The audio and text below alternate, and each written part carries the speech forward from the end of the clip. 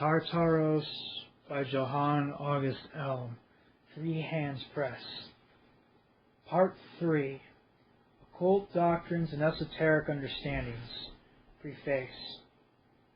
From a point of view within these occult traditions, history, or who did what and when, is a circumference only.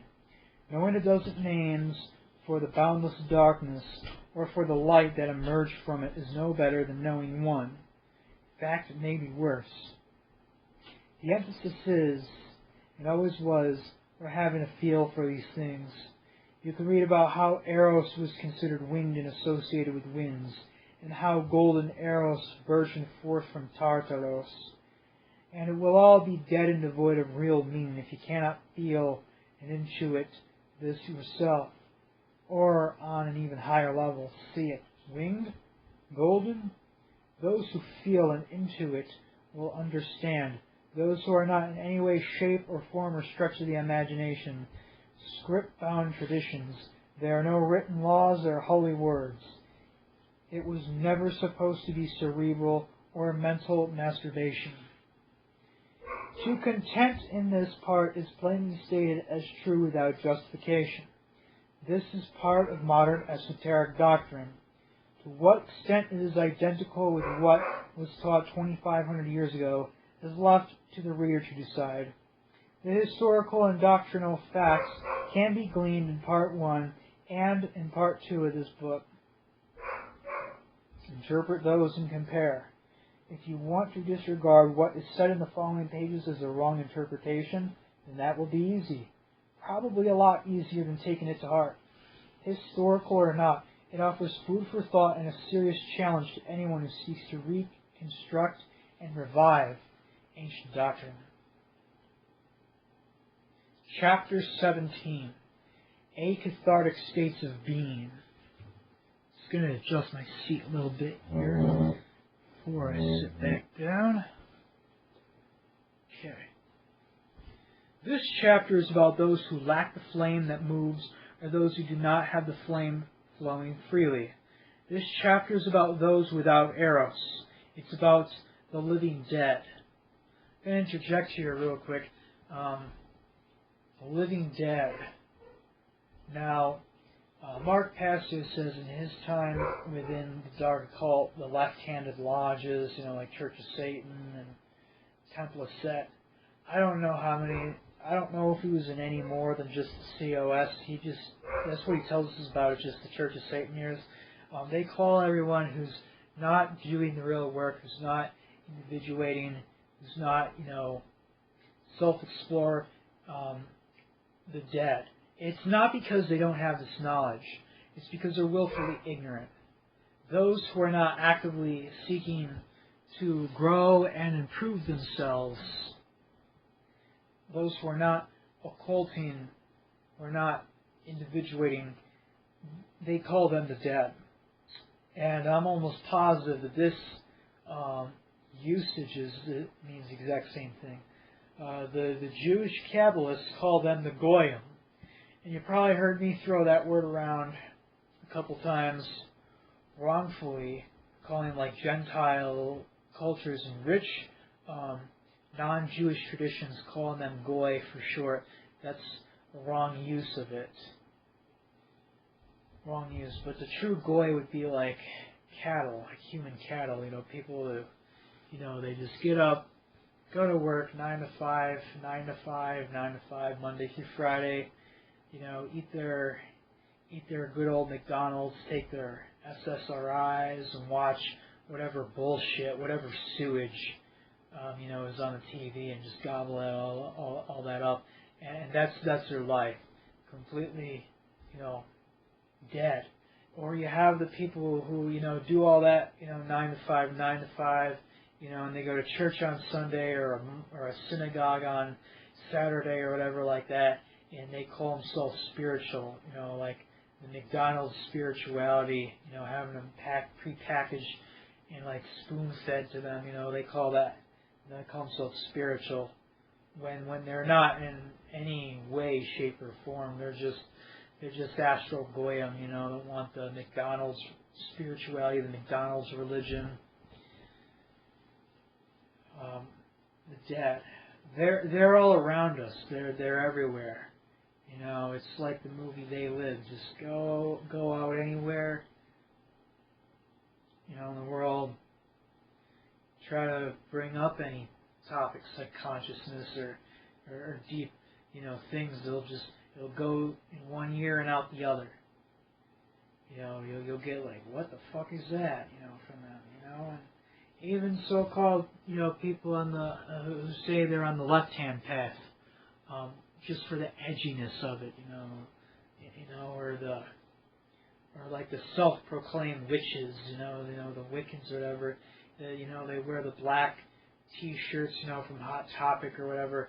Most of these motherfuckers have never heard of a grimoire, you know. So you go to ask them like, hey, what's a grimoire? Okay, witch, are you Alexandrian or Gardnerian? And they'll look at you and be like, well, what the fuck is that? You know. And the conversation ends right there. You cannot go any further with those people. Those people, you know, who like call themselves witches and stuff, and they know nothing of the sort.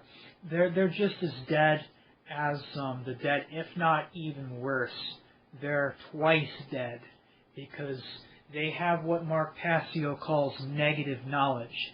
They think they know one thing, but really all they have are assumptions and prepositions about certain things that are not their own to begin with, but things that were given to them by an external authority, you know, given to them by the television, given to them by the books that the manipulators allow on the good boy bookstore shelves. You think you're going to find any grimoires? You think you're going to find any, like, you know, Mark Allen Smith books, you know, or anything like that? And even just a regular occult shop, so-called spiritual shop, or spiritual bookstore, you ain't going to find shit. You're going to find tons of New Age dross, New Age sewage, that has absolutely no spiritual value whatsoever to it. You know, you're not going to find, you're going to find shit about, you know, meditating ourselves into freedom, or meditating the world into a better place, and escapism, and just other fucking shit. You know, this thing goes, this goes to the people, you know, they think they're so woke on the occult, and they fucking think that the fucking upright pentagram somehow means goodness, or it means, you know, higher consciousness. While the point downward pentagram, or the Pythagorean pentagram, is the symbol of Satan, the symbol of Baphomet, the goat of Mendes. It is the goat. That is one of its iterations there, as I covered earlier in the previous chapter. However, you know, this what I'm reading here flies in the fucking face of everyone in there who thinks they're so woke on certain shit when they're not, when they don't even know what a fucking pentagram is, or what a real fucking pentagram is. The pentamiklos, the 5 worlds of the void, 5 abysses from which the created world sprung forth, the five pits of the unconscious mind, the 5 caves from which consciousness and eventually ego and id formed. I mean, the pentagram with the 1 point down and the 2 points up is probably one of the most spiritual symbols you can find ever, because it deals directly with the source. It deals directly with the origin of life, of the cosmos, and of what most people call God, which is completely autistic in my mind. Gods and goddesses, the source of all those things comes from below, not from above. The whole of the universe comes from below, comes from the darkness. End of rant here. I better continue on here, because I could keep throwing in commentary, and this, man, this video would be fucking weeks long. You know, I'm trying to get this book done and maybe like 1 or 2 more sittings. 2 more sittings tops. So, let's continue on. This chapter is all about those without arrows. It's about the living dead. This might all be bound to sound unintelligible, but it is pivotal to the latter chapters, and hence the need for a chapter dedicated to spelling out what is meant in plain language. The focus of this chapter is not historical, it is doctrinal, although much of it is contained in early mythology or stated in Parmenides' poem. See the chapter Parmenides' poem. Although this chapter is totally serious, it is probably best to read it with detachment, clinically. What does it mean to be unrooted? Unrooted can mean many things. It can mean that a person who has been forced to leave his home, or a person who has lost all his ancestors. It can mean a plant that has been pulled up from the ground. Allegorically, in this sense, the unrooted is meant here. And that is meant here. In this chapter, it means a lot of sense of feeling relaxed and at home, with the empty space between your surface mind, a feeling of being not at home in your own body. This chapter will treat self and ego as 2 different things. If you stick to your everyday usage of the words self and ego, you will misunderstand this text. So don't read it as if they are the same words. Ego is more like something in the head, like imagination. Self, however, is the entire self, the inner soul, the entire body, memories, experiences, and mind together. The whole you, the organic I. Using the words ego and self here is not only an explanatory device. The neurologist Antonio Damasio, who wrote Descartes' Error, has also addressed the false constructed ego and the organic I. He came up with the term anosognosia, spelled A-N-O-S-O-G-N-O-S-I-A,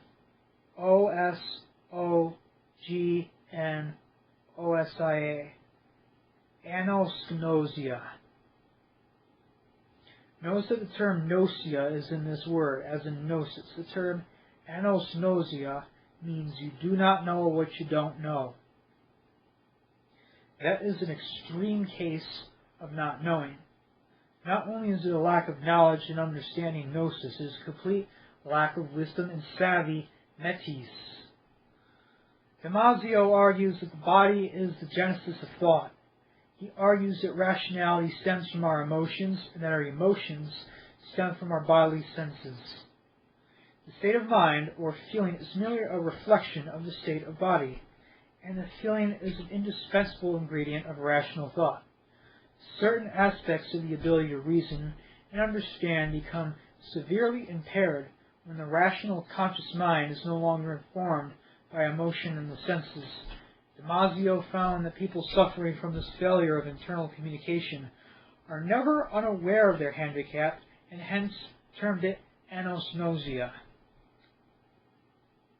The following is a list taken from various parts of Antonio Damasio's book, Descartes' Error, of some of the characteristics of anosognosic people.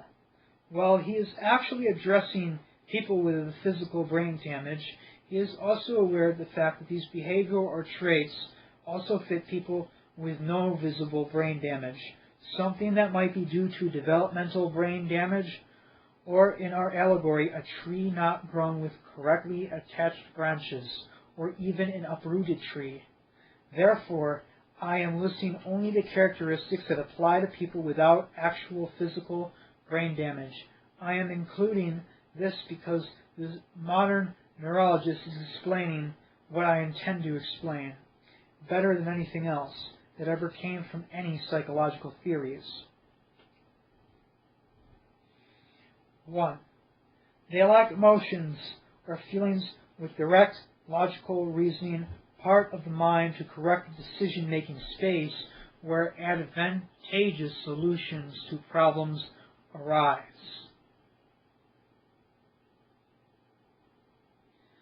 Second, they lack the awareness of feelings and emotions as direct perceptions of bodily states. Feelings and emotions are not associated with bodily organs, compared with the appendix parts of the soul, but exclusively with external objects, words, faces, etc., which evoke them.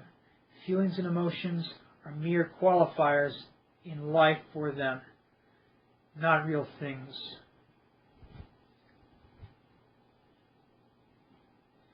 Three, feelings are intangible, elusive, or even mysterious.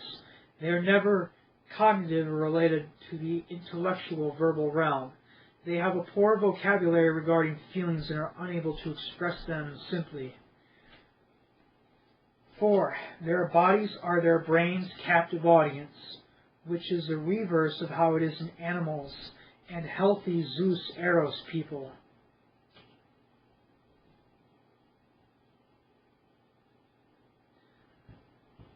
The body is never used as a yardstick or gauge for knowing or measuring the world.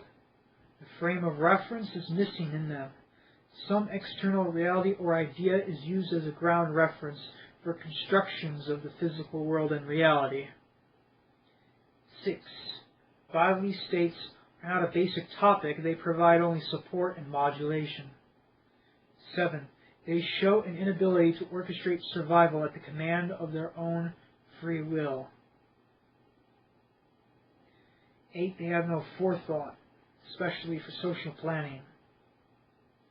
9. Their decisions are actively disadvantageous. They set up their own downfall. 10. A value system exists and can be utilized in abstract terms, but it is unconnected to real-life situations. Decisions are minimally influenced by past experience and old knowledge. 11. Their behavior is stereotypical, unimaginative, lacking in initiative. Using reward and punishment on them does not change their behavior, as if they are unable to learn. They are rigid and perseverant in their approach to life. 13. Mental functions are intact, attention, working, and long-term memory, language, and intelligence. Their appearance is stereotypically normal. However, self-description and memory narration takes the form of a dispassionate, uninvolved spectator of one's own life. 14. Their defects in reasoning intelligence is only glaringly apparent in the late stages of reasoning, close to the points at which their choices and selections are made. 15. They lack motor skills, sensory skills, and communication skills. 16. They lack and cannot construct appropriate theories for other people's minds or even their own minds. 17. They have diminished facial expressions. None of these are voluntary or based on knowledge of the real situation they are in. I'm going to be doing a review of this chapter once I'm done with it, rather than adding internal commentary, which would take up too much time. There's a lot being said here, and I'm going to add my own 2 cents at the end. Continuing on. People, and I mean Ugia healthy people, are not born severed from their inner instinct, severed from their feelings and senses and somatic markers, nor did humans evolve this way. People without Ugia do not feel at home in their own bodies, or at home in the empty place within themselves that would be called the self or the organic I. They do not think, feel. Instead, the feelings are buried. Most often, the feelings are obscuring emotions that are buried, and the person tries to be an ego construct, a persona. They abhor their own self and prefer a lie, the ego construct. There is no organic I or real self in them at all, no true selfhood. A person that is unrooted has an ego but has no sense of self. The self is also all-inclusive, deeper and more essential, a natural expression or extension of the soul. the entire whole I, body, memories, experience, etc. The unrooted person has lost the self, and the sense of self and the instinct and the emotions are split off from his surface mind, her ego. In our modern society, everyone is forced to adopt an ego persona at times, for instance, at their job. You can't just speak from your heart and say what comes to your mind on your job. You have to put on a proper act. This situational ego example is not what we mean to explain it all here. For when the person leaves a job situation, he returns to his true self, if he is zoos and eros, i.e. natural. For instance, it might be apparent to everyone who knows a person that he hates his abusive and mean-spirited father, but it may not be apparent to the person himself. He might come to realize it later on, with some psychological help, but one must ask, how could he have not known this when, at the very moment, he was feeling it toward a father that deserved to be hated? He didn't know because he is split. However, in this example, the person comes to realize this and may be made whole with ongoing therapy. Another example is this, and a more toward what this chapter seeks to explain would be this. A person has a long history of being pushed around and bullied, and even hit or beaten up a few times by his peers, without ever trying to hit back or defend himself, without even speaking out in his own defense and screaming, "Stop!" The real reason for not fighting back or defending himself is cowardice. But cowardice is an abstract term that hides the actual gut feeling. The feeling that he felt was fear. Instead of facing this, the feeling is buried. The ego liar comes up with any number of excuses, such as, "It's wrong to hit other people," or "I would get into trouble if I hit back or defended myself," etc. Even if these excuses are objectively true, e.g. the risk of getting into trouble for it, none of them were the real reason for not acting. The real reason was cowardice. The real feeling he felt was fear. This person has lost the self. The issue here is not pacifism or even cowardice. It's the shutting out of what is actually felt by the entire self. The issue is the fact that the person retreats from what is actually present, immediate, and true to self, and chooses to believe the lie. Excuse me. Another hiccup.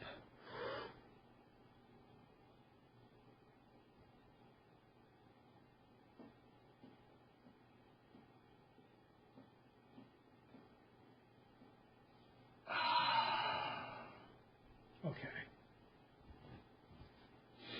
Above all, the unrooted person has no sense of divine immanence. By this we mean a sense of spaciousness, of seeing the infinite. To understand what this means, it is important to understand what we mean by corporeal and spiritual. In the Hermetic tradition, these are not principal parts of the theoretical universe exterior to consciousness, but are applied to formulate a living processes directly known through experience.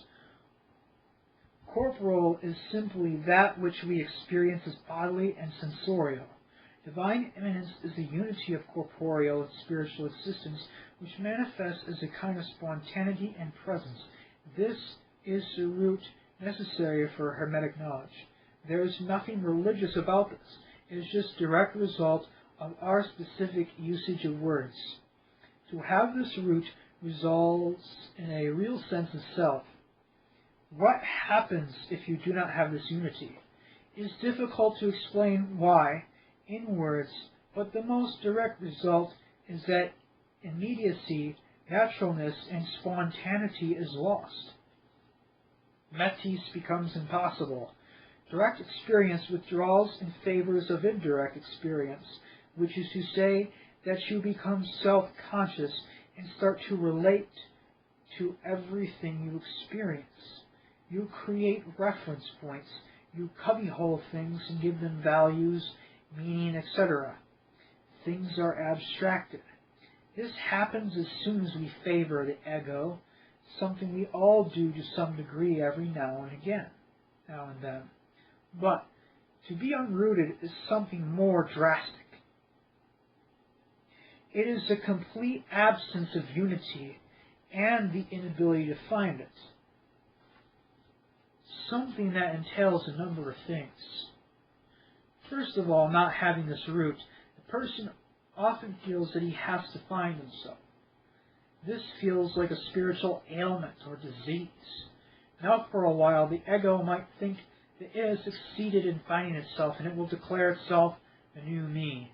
But nope, that is only a new charade and a new lie. Ego is responsible for this charade, this act. In our example, the person who would not fight back fled from the feeling of cowardice and craved a lie instead. This is a rejection of inner truth in favor of a lie. The lie might be anything from, I'm above hitting back, to, I didn't fight because I'm an incarnation of Mahatma Gandhi. This act that unrooted people adopt always amounts to two things. Firstly, there is an insane desire to hold in thrall and control everything that seems chaotic, random, and uncontrollable in their bodies, the unruly, sinful flesh, as well as outside their bodies, other people, events, and things. True-to-self feelings are buried, obfuscated by what ego thinks is important. To continue our example, the ego might think it is morally wrong to hit other people, and make this into a moral high ground and use it to feel good.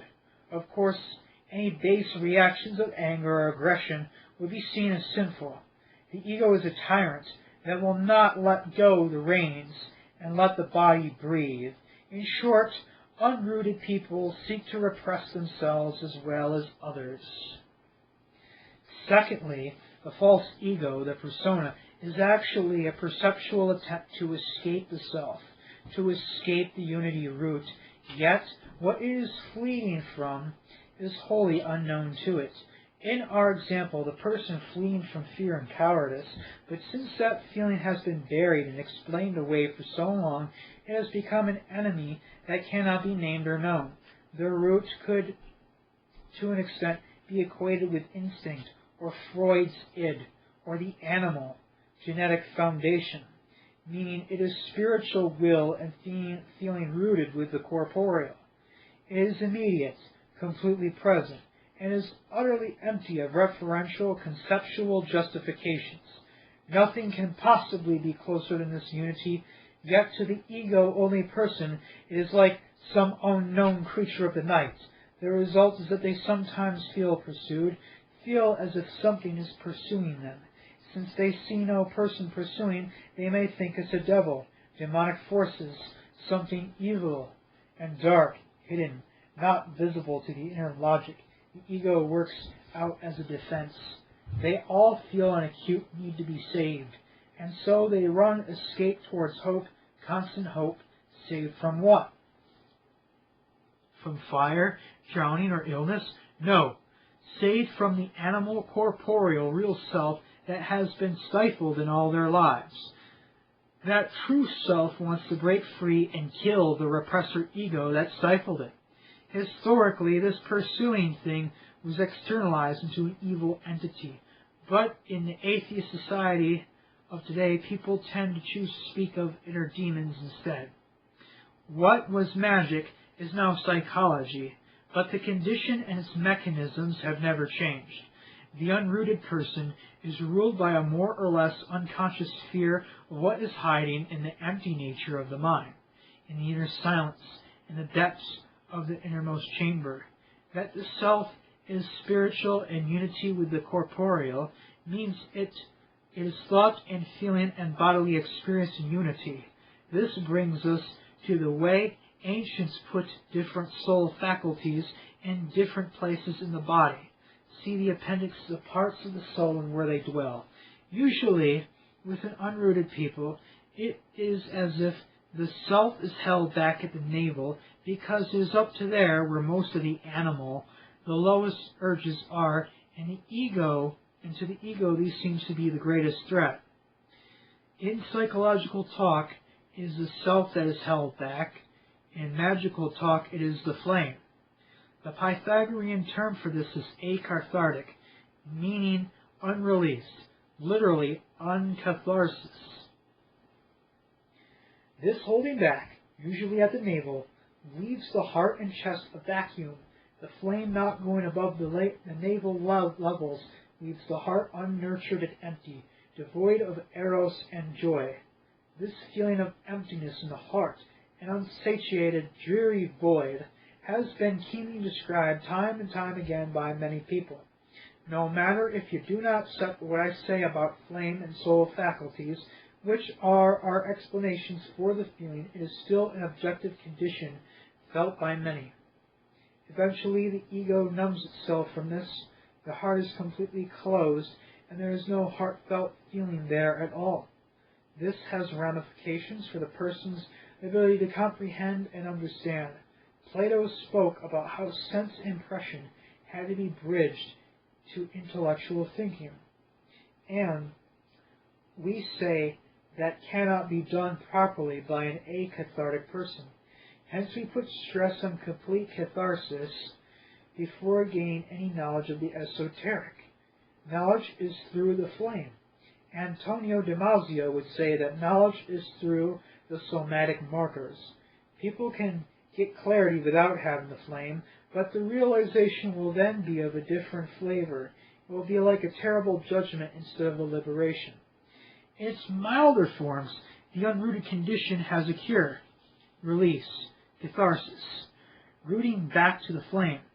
But, of course, the implications of the condition make that unlikely, with few exceptions. Acathartic people shun their own cure. This self appears to the ego as completely empty.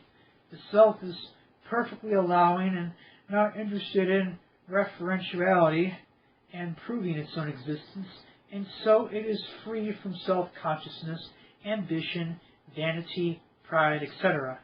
To the ego there is something rather alarming about that.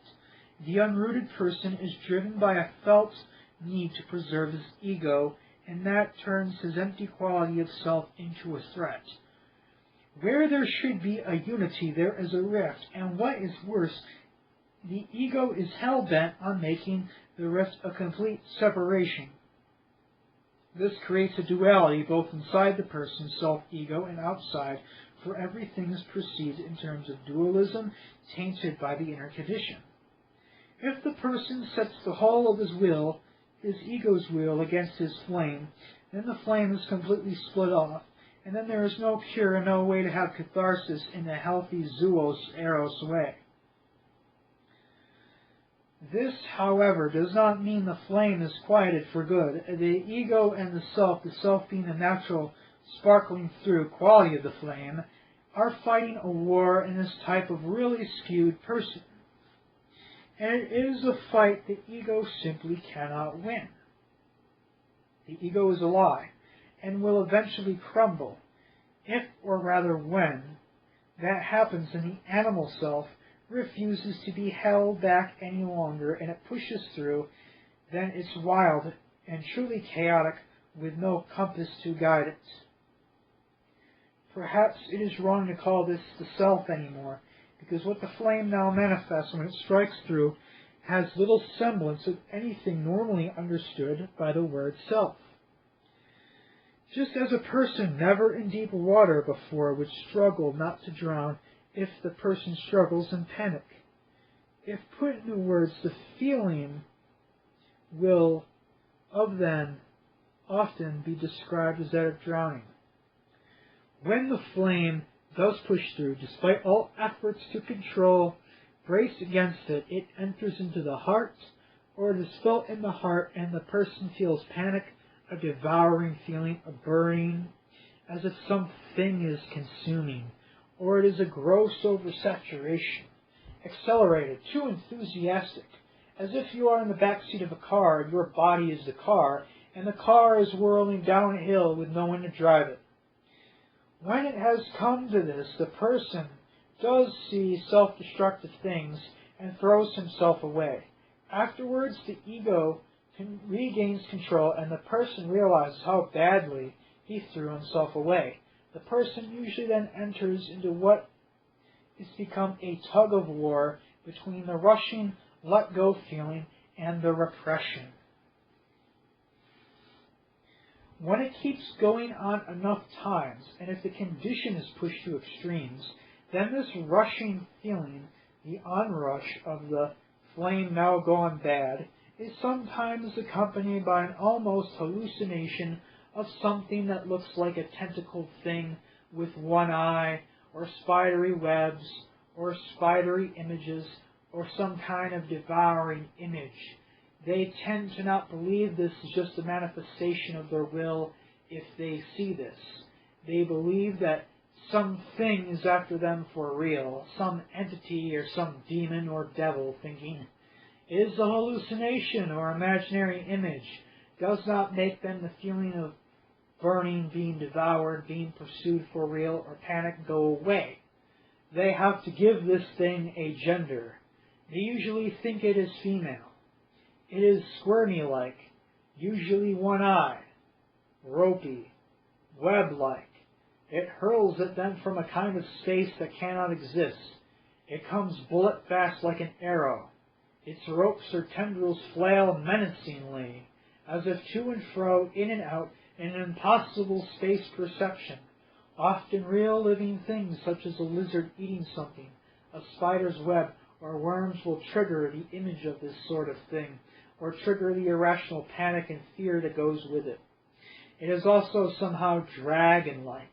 It eats somehow, they know that it eats this feeling with the vision, or not, is accompanied by a feeling of space being altered around you, as if you are being whirled down a tunnel that is like a vortex, or as if the ground fell out from under you, and you tripped along the way somehow, and you are now careening out of control like a car with no driver. The space around you vibrates, or you feel a vibration. It is not the shivers or the shakes. It feels as if coming from outside your body, as if the space you are in is shaking. It is not. We say the heart, chest, soul center inside the body is what is shaking. And this truly severe stage of unrooted behavior, the person reacts in one of two ways. One, they flee, pack up and move, trash all their belongings and run. They might end up in a church or similar place terrified, shaking in tears, begging for help, feeling a need to be saved or a need to believe in something. Two, they like the feeling and embrace it. Witness their behavior if they do this.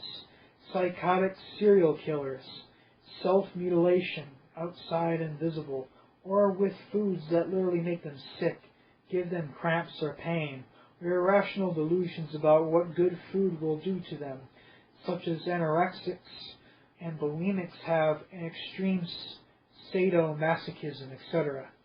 Our Pythagorean name for the type that has embraced this is ophionic, from the idea Ophianus or Ophion.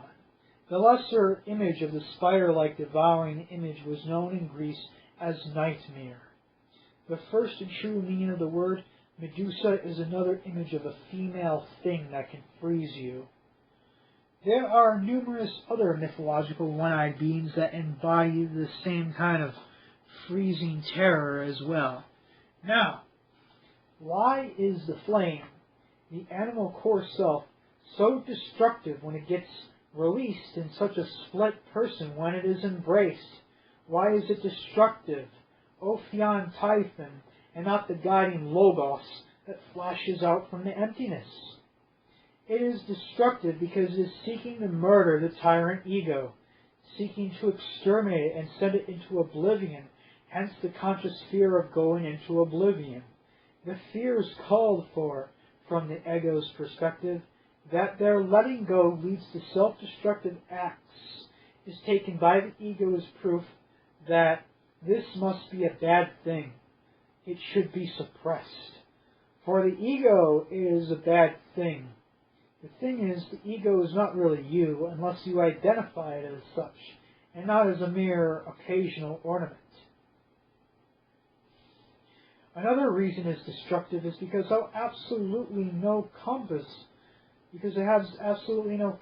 to guide it, no link to communicate data on how to let it go the right way, like a normal person or animal has. It is not integrated as it should be, and hence it is dysfunctional.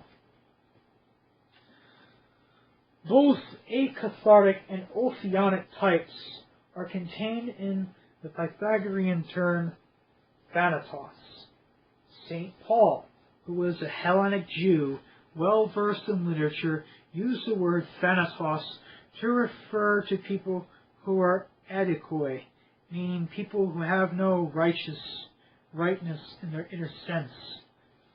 We use it in the same sense.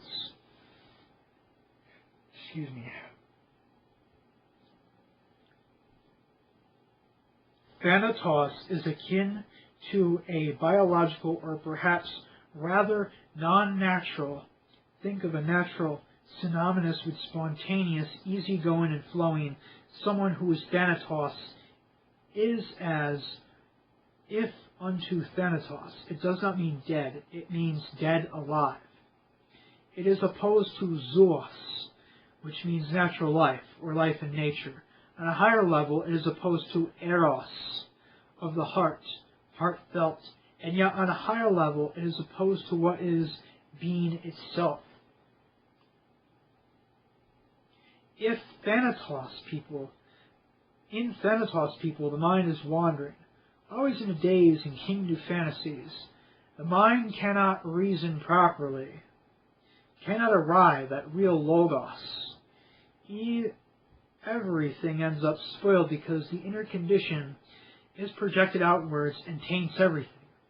All issues become personal, and the inner disease, a dis-ease, will not allow things to just be.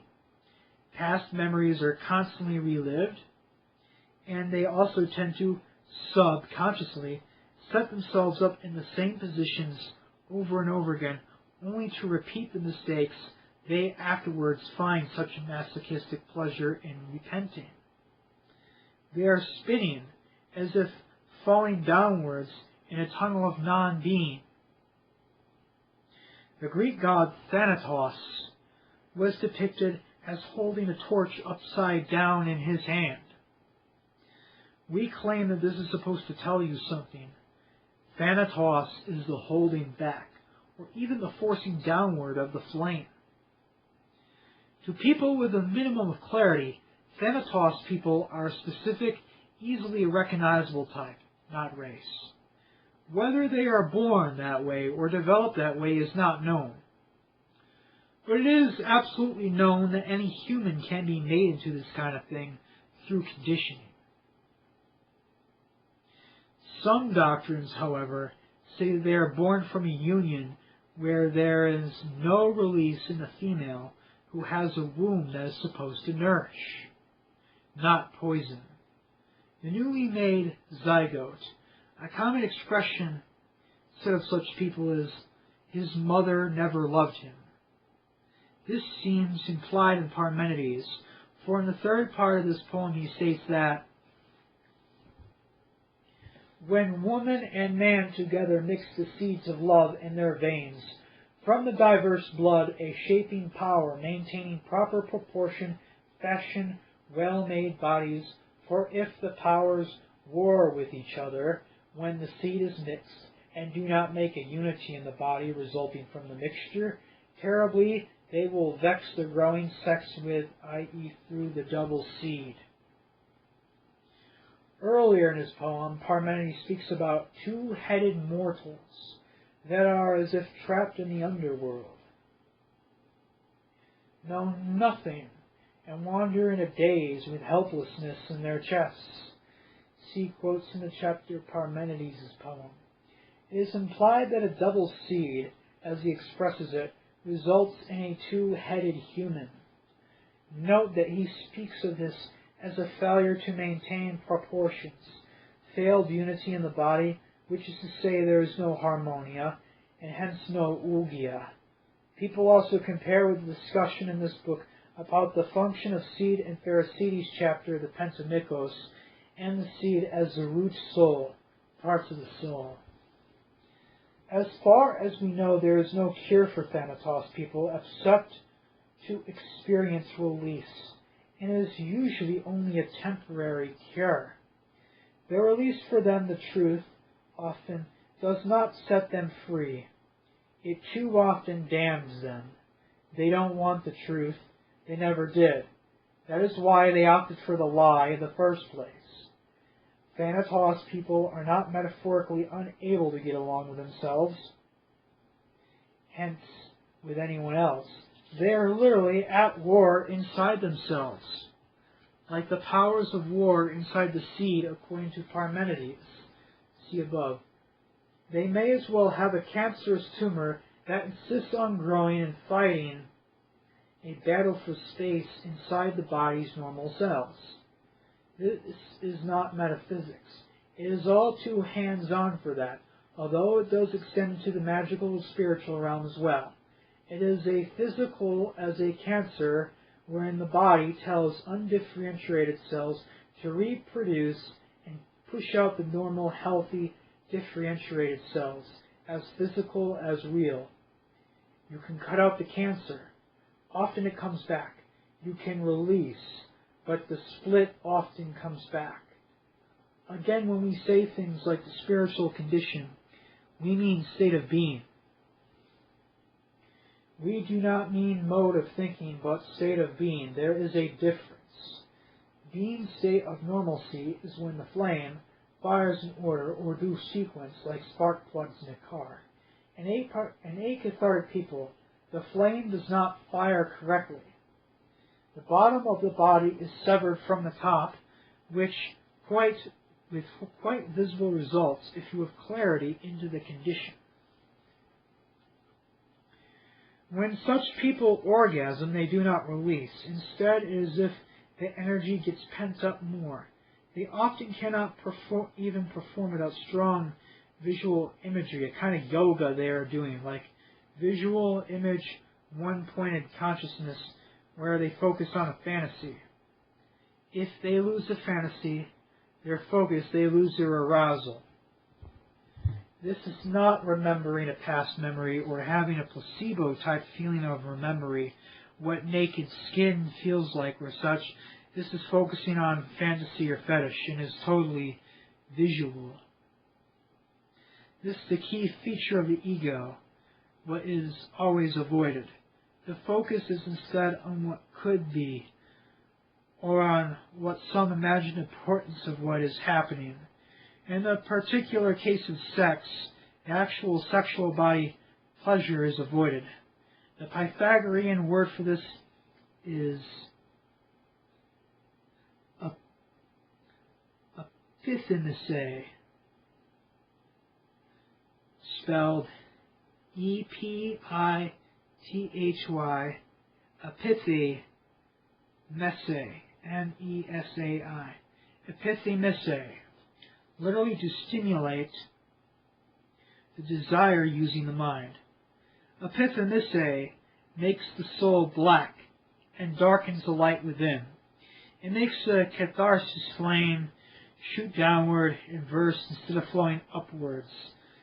Some folks can feel the difference. This is like stabbing your own root. It causes a splitting away of the lower souls from the higher, leaving the heart as a gaping, darkened, empty, barren hole. Some people have felt this too. It results in a person being unable to speak from the heart, among other things.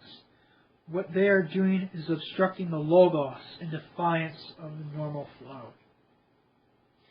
The word epithymane was used by Democritus, who many identified as a Pythagorean.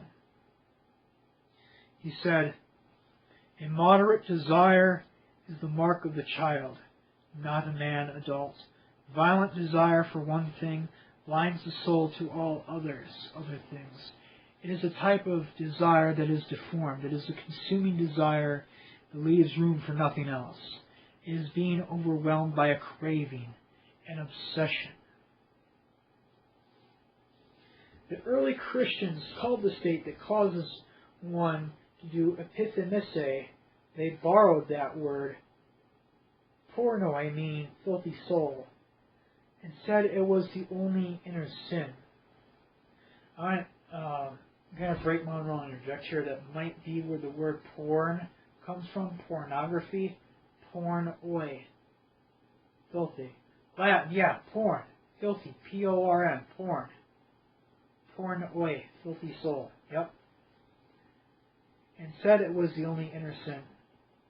The Latin and English translations of the Bible have this word pornoi as meaning fornication, yet this is wholly different from the original meaning. In Latin, epithymise is translated as cornucupiscentia,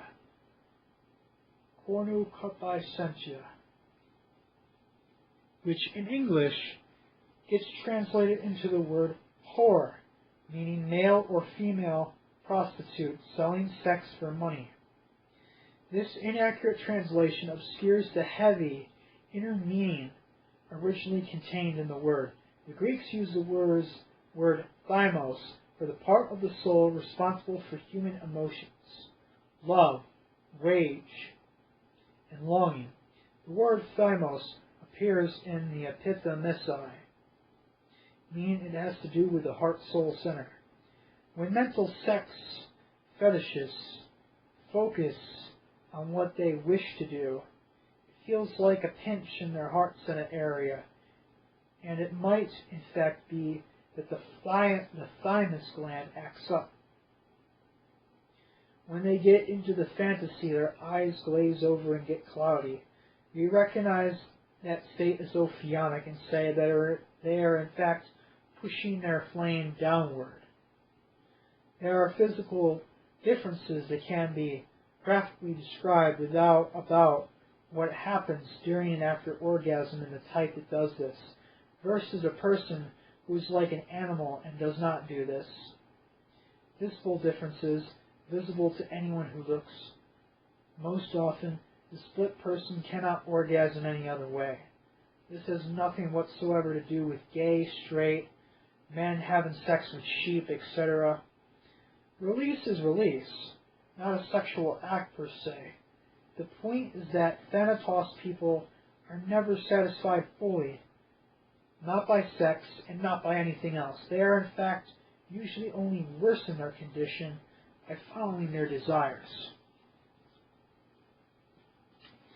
Mythology all over the world is full of creatures that combine sex and death, e.g. vampires, the Mara, Lilith, incubi and succubi demons, etc. These are terrifying manifestations of the dark. They appear to drain people of their life force through sexual vampirism. We say that what really happens is that if a person does not let the flame shine out properly, the dark becomes wrathful and it drags it out because it has to flow back towards darkness.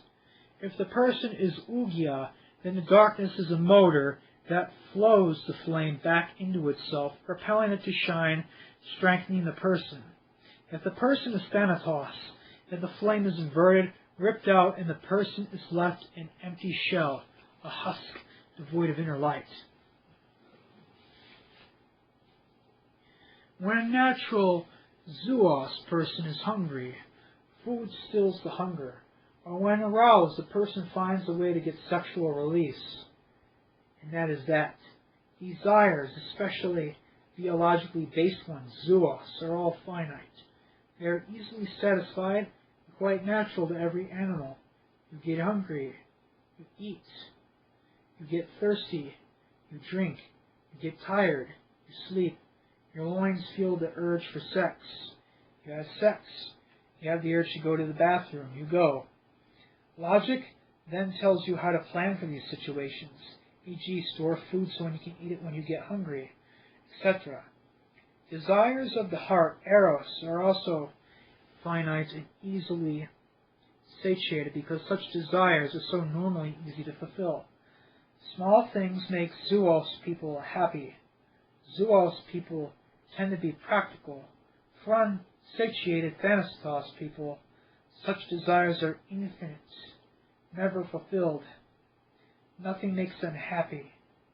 Even if they may feel a tinge of joy for the moment passes quickly. Then they need more, and more, and more. They are like Tantalos in the Greek myth.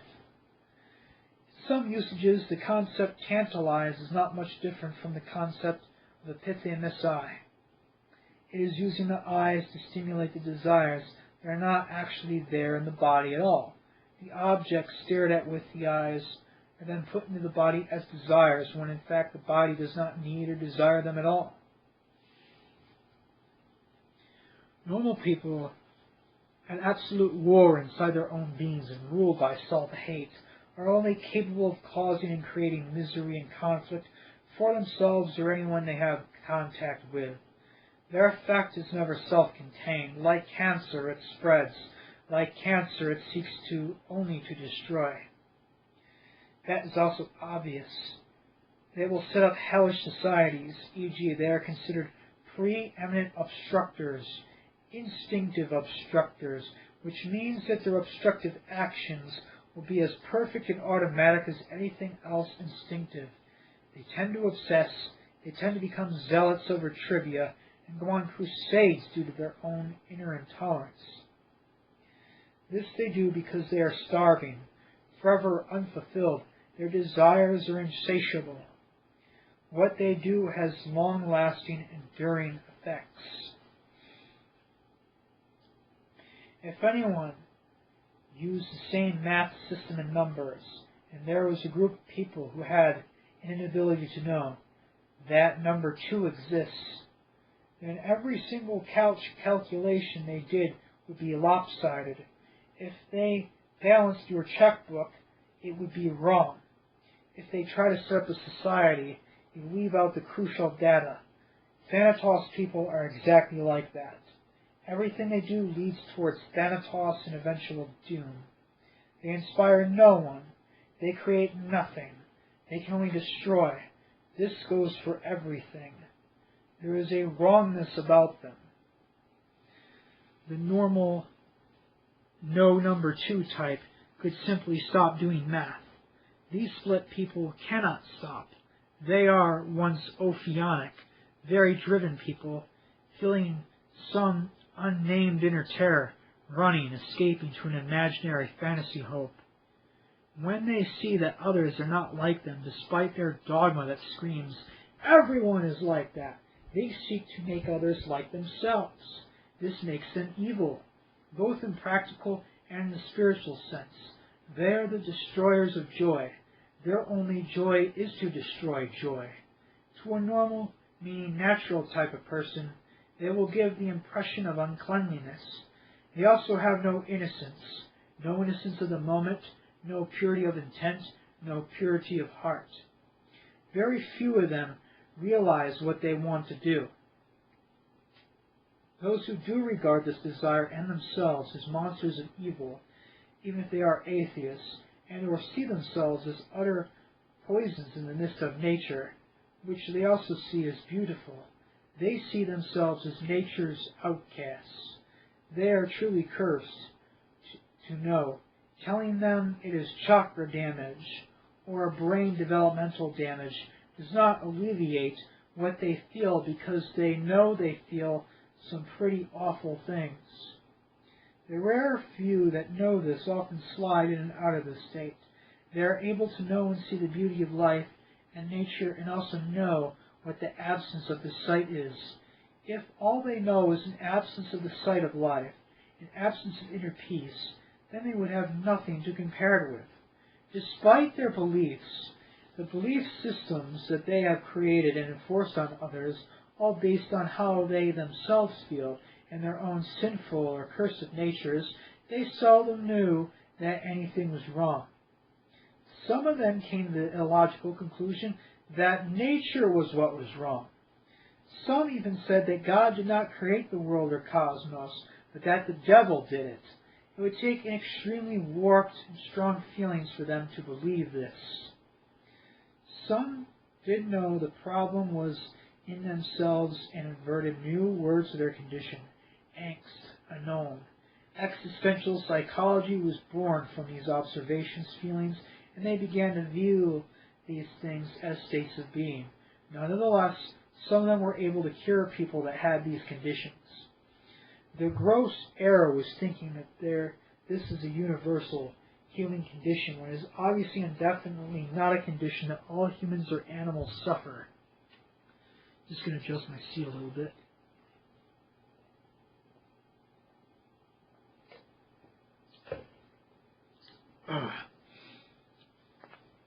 I just popped my knees. That felt so good.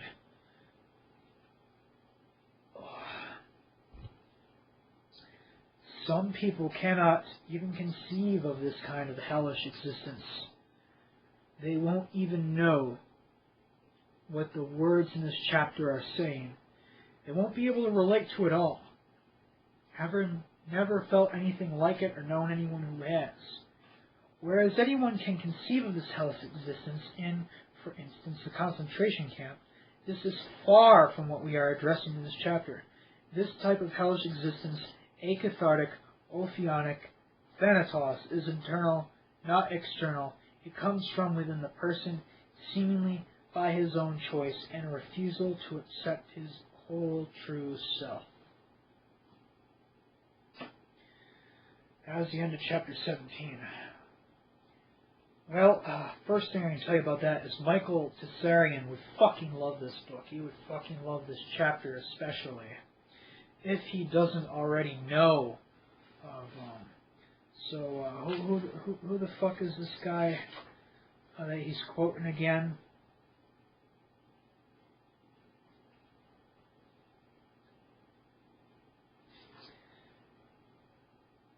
Antonio Damasio. If Michael Tsarian hasn't already heard of this guy already. So what we just read, okay, there's a lot being said here. A lot being said, and basically what evil is chronically miserable people that are continually, who self-murder, what Michael Tsarian calls self-murdered people, people who self-murder on a continual basis. They continue to self-murder and self-repress.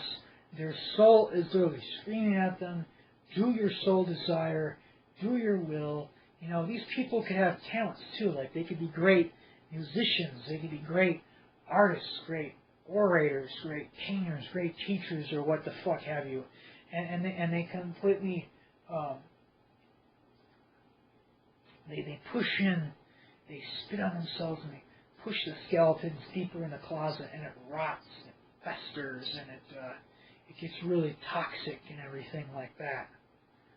You know, the self-murder people, it's actually, you're actually fucking with your own soul, you know, you're fucking stunting the growth of your own soul, and you're making your own soul retarded in the progress, in the process, you know, by not being authentic, the price of an inauthentic life.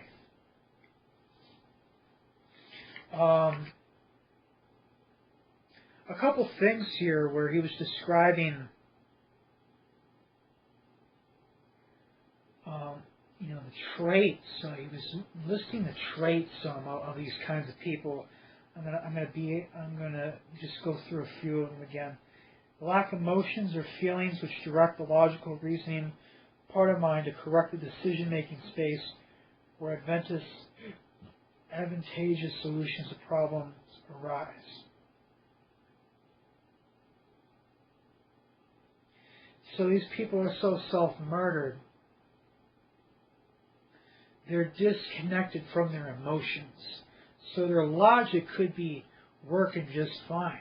Their problem-solving ability could be just fine. You know, they could fix a puzzle there, but they don't have that drive. They don't have that that emotion to properly drive it. So they could still like solve that jigsaw puzzle, but it's going to be different. It's not going to be, you know, the jigsaw puzzle of the waterfall or something like that. They're going to put the jigsaw puzzle together all fucked up, and it's going to look like it's going to look like a fucking nuclear crater on the moon or something like that, when really it's a waterfall, or it's going to look like a bunch of chaos or something like that. Just like he was saying, you could have these people balance your checkbook, but it's going to be all fucked up. You're running a business, and someone who doesn't have 2 in their numbers, you're going to have thousands and thousands of dollars unaccounted for, and you're going to fucking go out of business, and these people at the highest levels of it, at the pathology, they know they're fucked up. They know they're sick.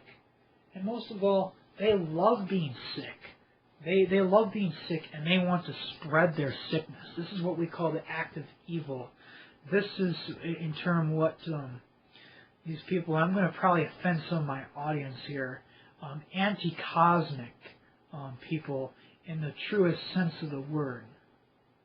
Now, I'm not putting down all you people there who worship darkness. My subscribers, those of you who are listening, you worship the void, you worship the dragons of the void, you have interface with the Klapothian demons of the black light and all that. You work with the Azerate and everything like that. Good for you. I'm not putting you down. I'm not putting you down in any way, shape, or form, because you're actually seeking the truth. You're seeking the origins of the cosmos, the origins of light, the origins of the being. You're seeking to go back to the source. That's not what I'm talking about. When I'm saying anti-cosmic people, people who are pathologically negative, they hate life, they hate their existence so much, and they want to spread just total misery, doom and gloom and negativity in the most extreme sense of the word. Michael Bessarion talked about these kinds of people. They cannot function like a healthy community. These are the types of people that they feel fine in the middle of the battlefield, where guns and explosions and bombs are exploding next to them, and they love it. They feel right at home because they're fucking toxic and they're all fucked up on the inside. Now, I'm not pointing the finger. I'm not pointing the finger at anybody here. I'm not saying, oh, this person's guilty of it, or that person's an asshole, or that person's an asshole. I'm just stating what is. And I'll take the point right home. I'll point the finger at myself and say that I'm still pretty fucked up. I like to play shoot 'em up video games. Violent shooter games. On the screen with explosions and guns and going off and boom, shit like that. I like loud noises too. I love chaotic sounds. I love the sound of a 2-cycle engine. The roar of a weed whacker, or the roar of a chainsaw. I mean, why is that? That's not ordered. That's not healthy. That's not chaotic. Is it morally wrong? Is it ethically wrong? Well, what I think is we're all a little bit fucked up. We're all fucked up in some way, shape, or form. We're all a little bit disconnected from ourselves. And of just a little bit, just a tiny bit of that is okay. Poets have said, a touch of madness, that's okay. But when this fucking rules you, when this completely rules you, and you're like a virus, and you have to consume and devour everything like a locust, you're not free, and most of all, you're not happy. You're enslaved. You're enslaved to those passions. And where those passions rule over you is what this is talking about. And this has not, and the part about the fetishist stuff, the visualization, this has nothing to do with gay or people who like to put on critter gear and critter play like that. The first time I read this book, I took it the wrong way. I said, oh no, he's against that. But no, what does this say? And there's actually a very good movie for this. THX 1138. If you haven't seen that movie, you've got to go see it, because it's exactly what the fuck he's talking about, okay? So there's nothing wrong with, like, dressing up like in animal skins, whatever like that, fucking like animals, or dressing up like critters, whatever like that. This is completely visual. This is Tantalus, okay? So the myth of Tantalus is that he was condemned to hell, and his punishment, he wasn't getting like the Christian hell, where like you're getting like stabbed by pitchforks and by demons or things like that, or you got like reptiles or dragons raping you up the ass or anything like that. No. His torment, he was standing in the river, okay, under a bridge, and someone would dangle grapes over him and would lower the grapes just enough, not where he could reach it. Now, we could get into things like, I don't know, like what was ankles like cemented into the ground or into the river, or he couldn't jump or something like that, or I'm not gonna, that doesn't matter. What matters is the grapes were just out of reach. So the grapes were lowered just enough to where he could swipe at it, he could swipe them, and they're just inches away, but he could not grab them. So he could swipe like inches, within inches of it, but he could never reach it. And he would have to look at the grapes for all eternity and never satisfy his hunger, never know the taste of a grape, never know the texture of a grape, never know what that grape feels like inside their mouth, never feel the satisfying crunch of crushing the grape between his teeth, never knowing the sensation of the grape, never knowing the cold, tasty juices within the grape, never getting the relief from the grape. So that's exactly what's going on here. It's when like you're not even having sex there, but you're like doing it all in your mind. You're doing it all with your eyes, and there's no interaction with the body. So this, back to THX 1138. So THX 1138 is about a new world order, dystopian, like George Orwell kind of society. Everyone's all drugged up, everyone's zombified, and there is these two critical scenes, and there's some spoiler alerts in this. The main character, who's in the slave society.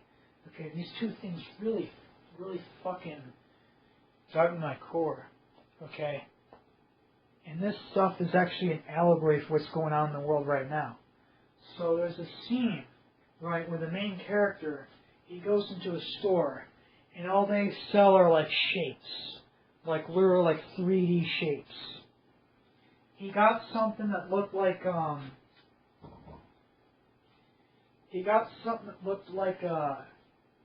10-sided die or whatever like that, except it was larger. It was like a, I don't know, it's like a 10-sided like die or something made out of like red foam, right? He walks out of the store with it, right? He goes into his apartment or like his pod or whatever like that, his prison cell in the society, and then he opens up he looks at it for like, not even like looking at it, he walks in, and like right as he walks in, he throws it into the trash, into the chute. And there's another scene where like for entertainment in this society, in the THX 1138 society, is that you can watch a holographic strip dancer, but you can never touch it. You're not allowed to touch it, or at least you're not supposed to. So he plugs in a program, and it runs like the hologram of like Cortana or something, like like a holographic girl, and he puts on like the suction machine onto his dick, like milking a cow or something like that. And he just sits there motionless, doesn't even touch himself or anything, but just stares into that hologram as this machine is like sucking him off. Like completely fucking disconnected from the body. This is what this guy is talking about. You know, whatever gets you off, whatever gets you released, gets you released. Just don't hurt any children or animals. You know, that's where I draw the line in it from. Don't harm anyone that can't consent. You know, whatever two fully consenting adults want to do in the bedroom, you know, is their business. But what this is talking about, here is that people that are completely disconnected from their body, they live entirely in their head. Okay, now I'm guilty of this. I'm guilty of this myself. I live in my head quite a bit of the time. Quite a huge part of the time. And this is also where we get the word airhead from, because there's an elemental imbalance. There's too much air. Okay? Now, you know airheads. I mean, like these are the kinds of people who who can't even tie their own shoes. These are the kinds of people, you know, like they can go on a lecture for hours and hours and hours and hours, you know, and they forget to eat. You know, like they can completely like commit a good painting or a good work of art or a good lecture or something like that, and they're skipping meals, you know, all because they want to finish what they got going on in their head. They got much more head than they have body. That's exactly what this book is, you know, talking about here. You know, it's not to say that being an airhead is the absolute all evil, because it's not. But being an airhead is certainly a trait of the pathological self-murdered people. They're living in their head. They're making a choice to live in their head as an escape from their body, from their self. That is what is being talked about here. Now I'm going to skim through one more time here.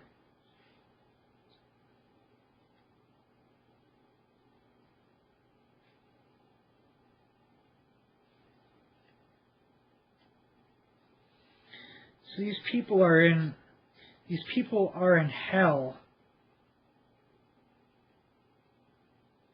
Okay, I'm gonna put my bookmark here so I don't lose my place. Now these people, they're in a self-created hell because they're inauthentic. They're not following their soul desire, their will that comes from the heart. Okay, comes from the heart. They're following their ego. Now he touched up on what I said earlier about the 9 to 5. So people, you know, if I were to ask you, well, who the fuck are you? You know, what's a John? You know, what's a Mark? You know, what's a Sam? What's a George?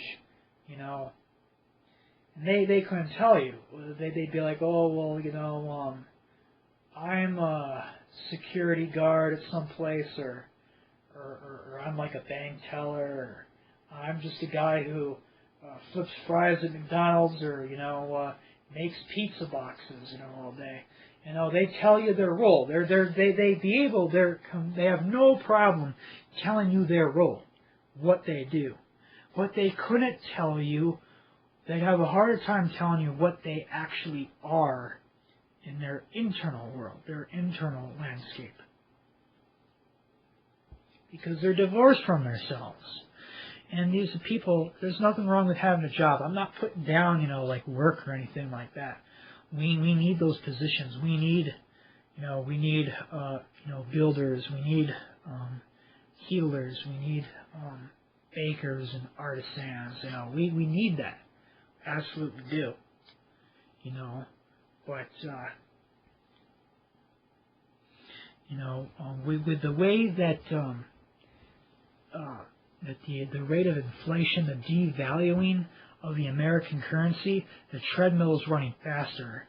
And you know, back then in the 1950s or whatever like that, and you know, one man could just work 25 hours a week and have enough money to support a wife and 2 kids and pay for his house and, you know, whatever, his bills and all that, and then still have 2 cars in the driveway.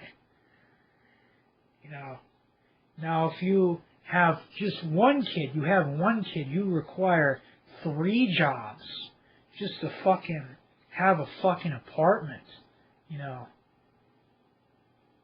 let alone 1 car. The treadmill's getting faster, and what this is doing is this is taking away people's free time to look at themselves in the mirror, to fucking, you know, to self-explore, to fucking, you know, do the real introspection that fucking matters, you know, do the real, you know, work, you know, or do the things that they should be doing, that they love, pursuing their passions, pursuing their art or their music or whatever like that, or just doing what the fuck I'm doing, you know, fucking reading books, good books, and fucking making videos about them and shit, you know. And so much where this vampiric society, this energy extraction system is just going faster and faster, this hamster wheel speeding up, like people get completely absorbed into their role. I mean, some people, I mean, I know people that work, that have worked more than 70 hours a week, people that have done 18, 20-hour shifts.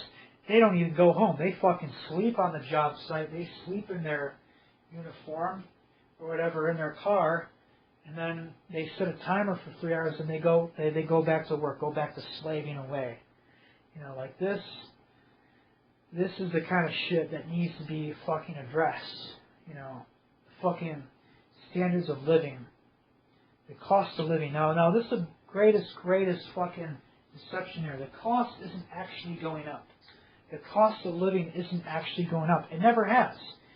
The price of everything has stayed the same. It just takes more pieces of worthless paper. It takes more worthless paper to buy those things because they're at the same value, they're the same level. But the money purchasing power is getting smaller and smaller and smaller and smaller. It's getting smaller and smaller, so you have to slave harder, work harder to get more of the stupid toilet paper, and it requires more green toilet paper to fucking purchase shit.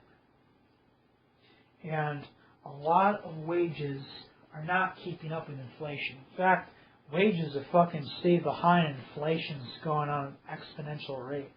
So it takes a fuck ton more toilet paper to buy the same old shit, to buy food, pay for living and expenses and all that fun stuff. We need more free time. And then actually, you know, this whole like coronavirus shit has been like one good thing. The lockdown has actually given us the free time.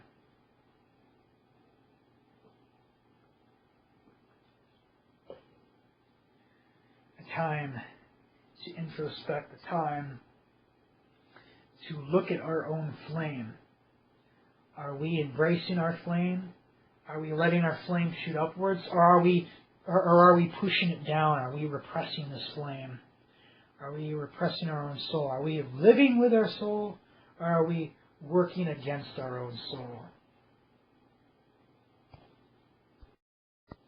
Another thing I forgot to mention earlier is I really like the part in the last chapter where he's talking about when people repress their own souls and they feel like something is after them, that like an entity, that like a tentacled thing is rushing after them.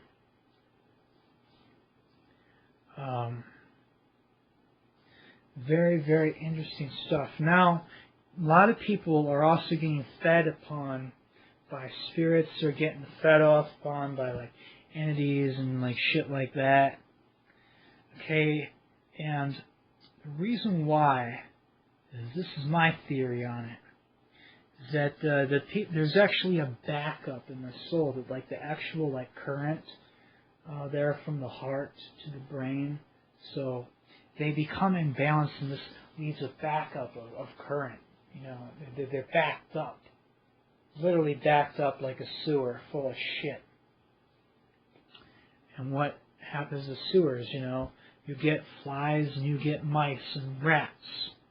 So that sends out a, you know, all the things on the lower astral, they can see that. And like It's no different from the sewer rats and the sewer mice. They're attracted to that. They're attracted to those things and entities and things do, latch on and feed off people's souls and shit like that, because they're not in fucking connection. They're not fucking healthy. They're not being authentic. They're not living that authentic life. I liked his allegory about the tentacled thing, the one-eyed void. A lot of synchronicity there, man. I've been following a meme page on Facebook called I'm in the Void, keep scrolling, and like the picture, the profile picture of that page is called Void Chan, and it's a girl with a hole in her face with one eye, and there's like tentacles in her hair. I'm fucking telling you. There's something to all this shit. So when you live inauthentically, you get the tentacles, you get the Cthulhus, you get all that shit coming after you. Because your soul is really rotting. You're fucking killing a part of your soul, which literally it goes bad. It goes bad, and it turns into all this festering shit that you have to deal with and that you have interface with. And that's what I'm starting to think. It made me wonder that the interface, that entity that I had back in the summer, that my friend ate, was it a real malevolent demon from out there at all? Or was it actually a part of my own soul? Was it a part of my own soul that became cancerous, and he just cut off a tumor and ate one of my astral tumors? Who knows? But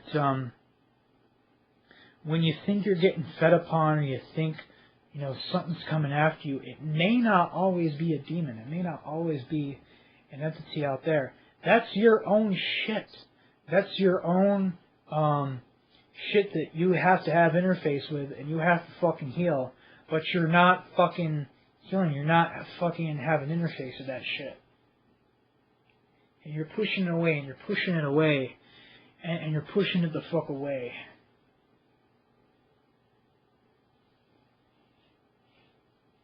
Pushing it the fuck away, and you're having all sorts of fucking problem. All sorts of fucking shit. Remember what chapter we're on? Okay.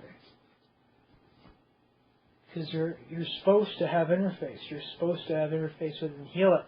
If you would live a healthy Zoos Eros life, connection with the mind, body, soul complex, live with all three of yourselves and not just with the mental self, you wouldn't have to have interface with these teratomas to begin with, because there wouldn't be any teratomas. They wouldn't get that bad. They wouldn't fester and become that corrupted, that bad.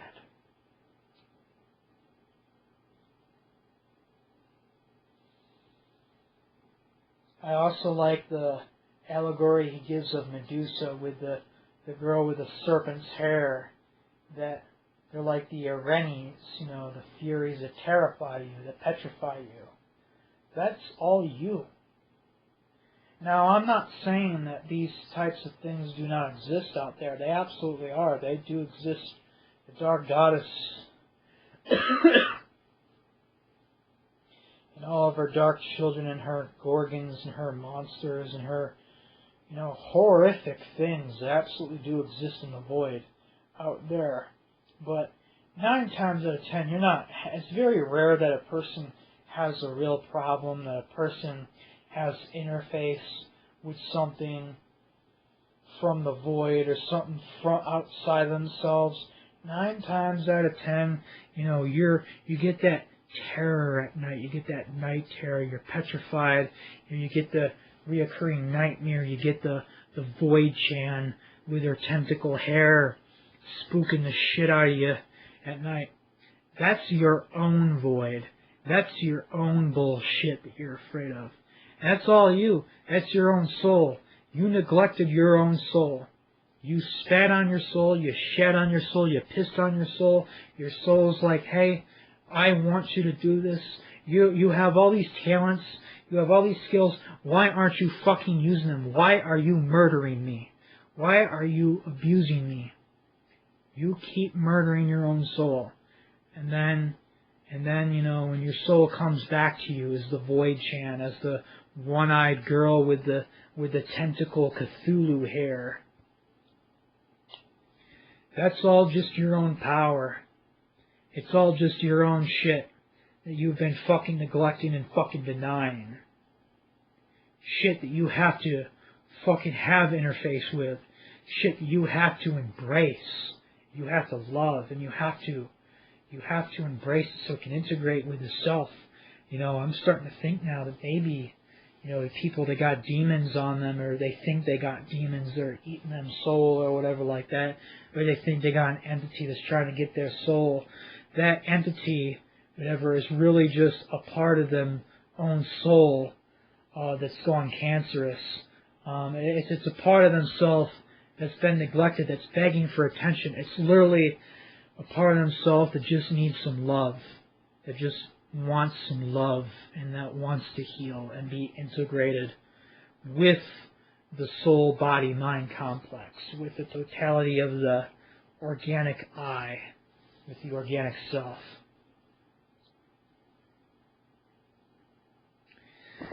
So that's all I got to say about chapter 17. Next we're going to be going on to chapter 18. Remembrance and forgetfulness. The subject of remembrance and forgetfulness is a subject that I think has been very misunderstood. People, it seems, make remembrance synonymous with self-consciousness. Forgetfulness is to be seduced by your senses, to retreat to primitive urges when you're drunk, the short-circuiting of your reasoning powers when you're horny, or the time flies effect when you play. Remembrance, conversely, would be to think spiritual thoughts all the time, contemplate each action and never lose sight of the ball. This conception matters is really quite unhelpful. Essentially, what is lacking is understanding that remembrance is a fruit more than it is a path. Remembrance is something you get, not something you do or make use of. But you can make use of forgetfulness. In a Hellenic spell included in one of the beginning chapters of this book, Eros is called the dispenser of forgetfulness, and the one who shroud reasonable thoughts. Eros is applauded with the words, "You engender an unseen fire, as you carry off every living thing without growing weary of torturing it, rather having pleasure delighted in pain from the time when the world came into being." Empedocles begged his student to watch Aphrodite with his consciousness, and not to sit there in a daze staring blankly, and spoke about how countless worthless things kept crashing in, blunting the cares of people who are then totally persuaded by whatever each of them happened to bump into while being driven one way, another way, all over the place. Empedocles laments humanity as a poor, unhappy race of mortals. From what strife and groanings you were born. Empedocles, Parmenides, the author of the Derveni Papyri, they all express the same core idea. We are the toys for 1,000 passions. Mostly all our attempts at reason is just confusion flattering itself. We humans are really just forced hither and thither by the flame inside of us, and by our greatest mistake is to think that we're not. There is something utterly unforgiving yet very compassionate about this idea. It is rather silly, but it is all there is to work with. In the aforementioned spell to Eros, Eros is praised as infantile when you have been engendered within the heart, wisest when you have succeeded, and as the one who breathes into every soul life-giving reason. Our infantile emotions and our painful confusion, the full onslaught of existential demands can be transformed into wisdom. The breath that before just persuaded us hither and thither and carried us along a days can transform us and breathe reason into our souls. The classical Greek word for truth is aletheia, which means non-leth, i.e. remembrance, but it can also be taken as unveiling. This shows that the full depth of the philosophical project, logical argumentation, reason, must necessarily exclude that which mortals somehow know and suffer, the dark knowledge of every kind of wretchedness, lust, discord, death, disillusion, continence, sleep, dreams, and deceit.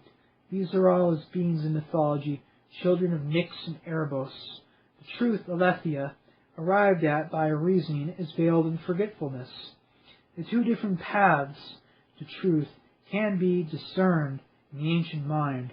One is exemplified by Platonism, and it works through reasoning. Reasoning, logos, is the path that, by excluding the children of Nyx and Erebos, takes the mind to that which transcends the human thinking. This philosophy, which could be called the path of renunciation in the sense of exclusion, Zeno's paradoxes fall into this category. By reasoning, Zeno is able to arrive at truth taught by his preacher Parmenides. By the reasoning, Zeno takes that which is Pyrrhion and makes it Epeiron. Pythagorean mathematics and music also work in this manner. The logos works its way back to the darkness, then seen as the infinite. The other path is the path of magic and mysticism. It too uses logos as a bridge to the darkness, but the logos is not flame. By examining the subject of dreams, a favorite subject of Greek mystics, one can easily explain how magic does this, quoting Tertullian's De Anima. Indeed, we know that it is proper in magic to search out the secrets through the catabolic, imperatorial, and pythonic spirits. For did not also Pherecydes, the teacher of Pythagoras, divine, not to say dream, by these kinds of arts perhaps? Dreams are controlled by Hypnos and Oneros, offspring of Nyx and Erebos and the residents of the underworld. In Greek myth, all dreams come from one of two gates, either through one of ivory or through one of horn.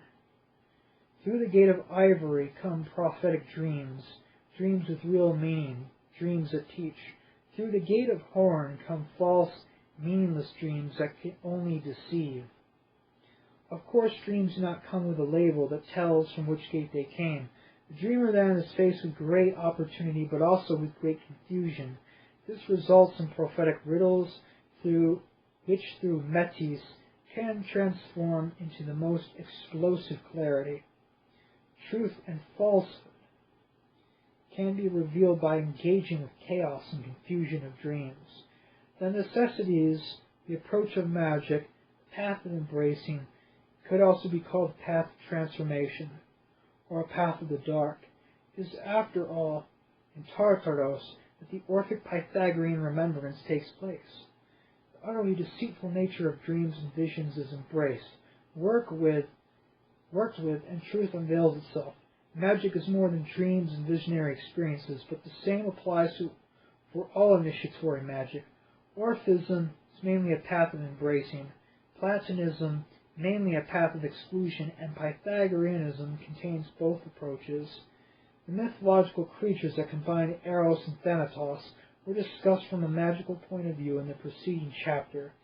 Creatures whose common denominator is that they use in particular sexual appearance to deceive and make seductive promises that only bring ruin. These mythological beings embodying the presently discussed matter are preeminently belong to the world of dreams, the realm of the, which I'm going to interject here, the realm of the astral. If they are described as real entities, their agenda might be explained as arousing the sexual energy of humans through erotic dreams and images, and then sucking the flame, absorbing it as to preserve their own existences. The magician must follow this consciously with clarity. If a person does not let the flame shine out properly, the dark becomes wrathful and drags the flame out. because it has to flow back to darkness one way or another. If the person is Thanatos, the flame is sucked out of the person, and the person is left an empty shell, a husk devoid of inner light. It is as if we are always persuaded hitherto and hither and thither by the forces of darkness, always lured by Aphrodite's spell, as if we're not on our own masters, but somehow possessed. Ugia, magical realization, is not to escape this, but make it work for you. Aphrodite leads us, but because we have to put our trust in strife, we're actually deceived to follow the path, true to ourselves. If a person is Ugia, then the darkness pulls the flame back to itself, propelling it to shine through the person. The transformation of forgetfulness and remembrance begins in normal waking consciousness, extends down to the realm of dreams, and still further down into Tartaros, always following the same dialectic motion. The magician quests for remembrance of the long-forgotten void at the roots of existence, beneath the veils of existential demands, knowing that in the deepest dark shines the brightest light. And that pretty much confirms my theory earlier that forgetfulness and remembrance isn't remembering your past lives or fucking remembering that, oh, in my past life I was Joe Smith, the bread baker in Sicily, or my name was Tom the janitor. No. This is remembering your infinity. This is remembering the aperion within the perion. This is remembering the fullness of your own divinity, which is the void, the eternal darkness, the primal womb from which everything came from existence. And I'm not talking about the lower astral, Kabbalistic abyss. I'm talking about the uppercase void, the fucking absolute darkness of the dark, the absolute eternal fucking black fire from which everything hails from. Now, I disagree with what the author says, that we're helpless and being tossed hither and thither, and that's all we really got. When you're being tossed hither and thither, you're letting your emotions or you're letting your mind run undisciplined and running wild. Your psyche is just fucking running rampant, like a ship at sea being tossed at the waves without a sailor directing the ship. You have to be in control of your state of mind. It's all about your mindset or your mind of set. It's all about your fucking mental state. If you're not in control of your faculties or emotions, or in control of your fucking impulses or your desires or whatever the fuck have you, you will be enslaved. You will be ruled by them. Or I like this quote: rule yourself or you will be ruled externally. And the thing about the succubi and the sexual spirits of dreams, or the dreamlike state, dreams are the realm of the astral. So when you're dreaming, you're really going through astral travels within your own mental plane. But most people that have vivid dreams, they're astral projecting on the lower astral, and all these creatures and things like that drain them are on the astral. And that ties again with my commentary on the previous chapter there, that in a world completely ruled by visualization, a world that completely lives with the eyes and not with the other four senses. Now, that's not wrong to say. There are a lot more than four senses. There's at least 6. Probably more than 10 senses. There are many senses. We are multidimensional creatures here. But when we live in this a visual world where everyone is living only with the eyes, a world of eye candy, only living with the eyes, but not with the body, then you're missing out. Not only are you missing out on so much opportunity, you're missing out so much on life. You're missing so much out with your body and living with your body, living with your senses there. But also you are able to get raped the fuck out. You are able to get drained by lower astral things, entities and stuff that take advantage of the fetishist.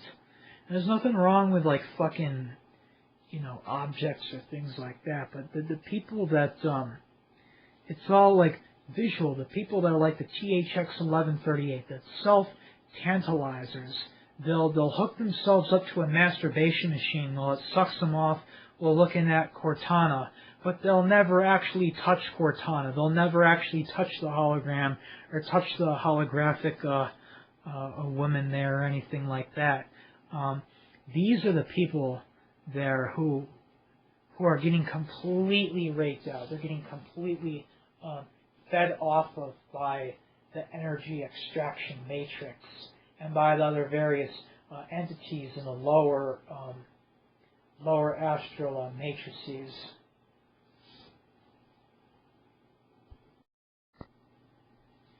Chapter 19, Parmenides' Poem.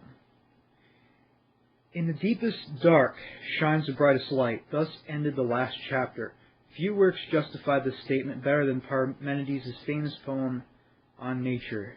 Below is the beginning part of the poem. In Professor Peter Kingsley's translation, the poem, although partially preserved, outlines the whole ontology and perceives a proper way for mortals to relate to being. I would refrain from presenting and commenting on the whole poem, that would involve things that are outside the central scope of this book. I present and interpret only the poem, and part that follows thereafter, the doctrine of being and non-being, the lengthy, rich cosmology, and the third part, dealing with what is becoming referred to academics as the doxa, is wholly left out. The mares that carry me as far as longing can reach rode on, whence they had come and fetched me into the legendary road of divinity that carries the man who knows through the deepest dark and unknown, and I was carried as the mares, aware just where to go, kept carrying me, straining at the chariot, and young women led the way, and the axle and the hubs let out the sound of a pipe blazing from the pressure of the well-rounded wheels at either side, as they rapidly led on young women, girls, daughters of the sun, who had left their mansions of night, for the light had pushed back the veils from their faces with their hands.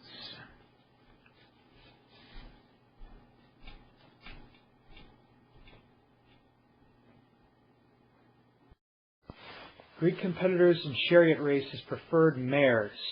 Their protagonist immediately in the beginning of the poem made out to be a charioteer, one of the favorite sceneries used to invoke the idea of metis by poets and writers was the chariot race, built on the tradition at least as old as Homer's Iliad. Later, Parmenides, or the character he is identifying with, is said to have reached far away from the beaten track of humans, distinguishing him as a character who outstrips all mortals. The awesome speed of this race is also implied in the shrieking noise of the wheels as the mares rapidly led on. Parmenides is emphasizing on a rapid movement and sound, spinning and pipe sound, a journey he is not wholly in control of, though it is laid out for him by his longing. Leading the way, instead of the daughters of the central sun, or the darkness become light. Horses are an image of thoughts, mares being feminine thoughts, but how apparent such a connection would have been in Parmenides' time, I do not know. As the longing reach, in the actual Greek, Parmenides is saying, as far as Thymos can reach. Thymos was the longing drive, like Eros in the human beast. Love shines out like the sun if it is pure and not corrupted. You cannot make love just come and go. Love comes of its own will, seems like it, and it can vanish just as fast. There is nothing you can do to make love come, nothing you can do to make love go away. It is the heart felt in the chest area. It can be painful when it's not pure. It can turn to love, hate, if you love something or someone you cannot have. or love something or someone you do not want to love for some reason. It is nothing like lust at all. If you feel lust for something but are mentally against it, you can walk away from it, masturbate, whatever, and it's gone. That's fast. Like hunger, you are hungry, you eat, and then you are no longer hungry. This is not the case with love. When given into openly, it is like a lover in itself, for it is like a lover in itself, if it is for a thing. For example, the love of music strikes some people early on. They become music, they are possessed by music, they live, breathe, and think music. They make music and are able to do it, then, bam, it's gone. Nothing can bring it back, it's gone. Also, love, eros, comes from the heart. It doesn't have to do with anything in the loins at all. It could be eros for knowledge, no lust at all. That kind of thing can also be a tyrant and consume a person, but it is not something that can be denied. The faculty of the human soul, which eros is buried, was thymos. The thymos soul did not survive death, unlike the psyche soul. Thymos was a mortal faculty. Thus, when Parmenides says he carried as long as thymos can reach, he implicitly says as long as his mortality can reach. There are the gates on the pathways of night and day, held fast in place between the intel above and a threshold of stone. They reach right up into the heavens, filled with gigantic doors, and the keys now open, now lock, are held fast by justice, she who always demands exact returns, and with soft seductive words the girls cunningly persuaded her to push back immediately, just for them, the bar that bolts the gates. And as the doors flew open, making the bronze axles with their pegs and nails spin, now one, now with the other, in their pipes they created a gaping chasm, straight through, and on the girls held fast their course for the chariot and horses straight down the road. Night and day both passed through a common house, a threshold of bronze, called the threshold of night, even though it is common to both night and day. They draw near, they greet one another in that threshold, but the threshold never holds them both together. For while one is about to go into the other is leaving through the door. Day holds light in her hand, and night holds sleep in her arms. That is all from Hesiod. The bronze gates on the pathways between night and day are gates to Tartaros. In the beginning, Parmenides says the daughters of the sun are leaving the mansion of night and moving into the light, and paralleling that journey grows fiercer and fiercer. Parmenides cultivates the light, and when it grows almost unbearable and he is flashing like lightning, whirling around to the sound of pipes before thrusting through the gates and entering into the realm of being, the description of the place is deliberately vague in its looks. The focus in this paragraph is on dynamics. The gates stretch between the heavens, aether, and the threshold of stone, the threshold of Tartaros. They are described as littered with doors. Doors now open, now lock. The wording is curiously mechanical and resembles the mechanical underworldly respiratory system in Plato's The Phaedo. When the doors fly open, Parmenides once more invokes the spinning in the pipes. The gates turn strangely inwards and crash asunder, causing a gaping chasm, Tartaros, to be revealed. Following my thesis about the Pythagorean pentagram, these gates would, in a Pythagorean context, be symbolized by the knot made by the pentagram. Parmenides says that doors spin open, rotating their pipes, also translatable as tubes. It's curious, as the only known usage of the word pipes in that way. The word for pipe used by Parmenides is syrinx. A more standard usage of the word employed by Parmenides in the beginning of the poem was in its meaning as a piping, whistling sound or the hissing sound of snakes. Ancient Greek accounts of initiatory incubation speak of the sound, as well as a sense of rapid spinning as the telltale signs of entering the magical realm. The rite contained in the Papyri Magical Gracie, PGM, that was partly cited and discussed in the chapter about the Pentamikos, is a rite meant to take the initiate beyond space and time. This journey in the rite is described as many into the sun, and it is To complete it is stressed the magician must keep producing the piping, whistling, and hissing sound that somehow being linked to the magical force of the magician. This syrinx was also the sound of creation, and the sound made by the stars and the planets they orbited. Especially, it was the round of the sun, of the title of the sun of the Orphic poems being simply the piper. This explains Parmenides' overusage of the word. He deliberately wrote in a style reminiscent of a magical incantation, repeatedly invoking the syrinx. The syrinx sound might also have some connection with the thymos, the feeling of intense mortal longing felt by the protagonist. In the perceived words of Antilonean oracle Apollo Olios, when a person comes into contact with the source of whistling, hissing, syrinx sound, then there is no tearing one's heart away, because it allows no separation. The mares, intently straining at the chariot, taking it as far as his heartfelt longing can reach, describe a similar experience. According to the traditions, the syrinx sound was the harmony of the spheres, heard by Pythagoras in a state of total ecstasy.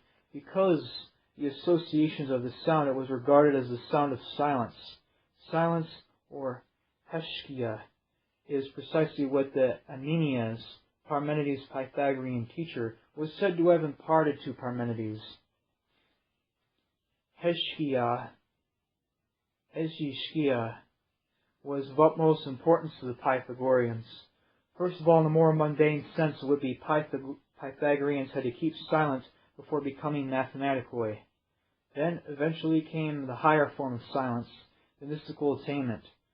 Certainly, parts of this tradition influence Hesychast mystics of Eastern Christianity. The soft, seductive words used by the daughters of the sun to persuade Dike, justice, are logos. They are using their cunning, metis, to persuade to do successful logos. Dike cannot allow any mortal to pass the threshold. Hence the protagonists enter through logos only. It is the sheer driving power of the protagonist's flame that carries him.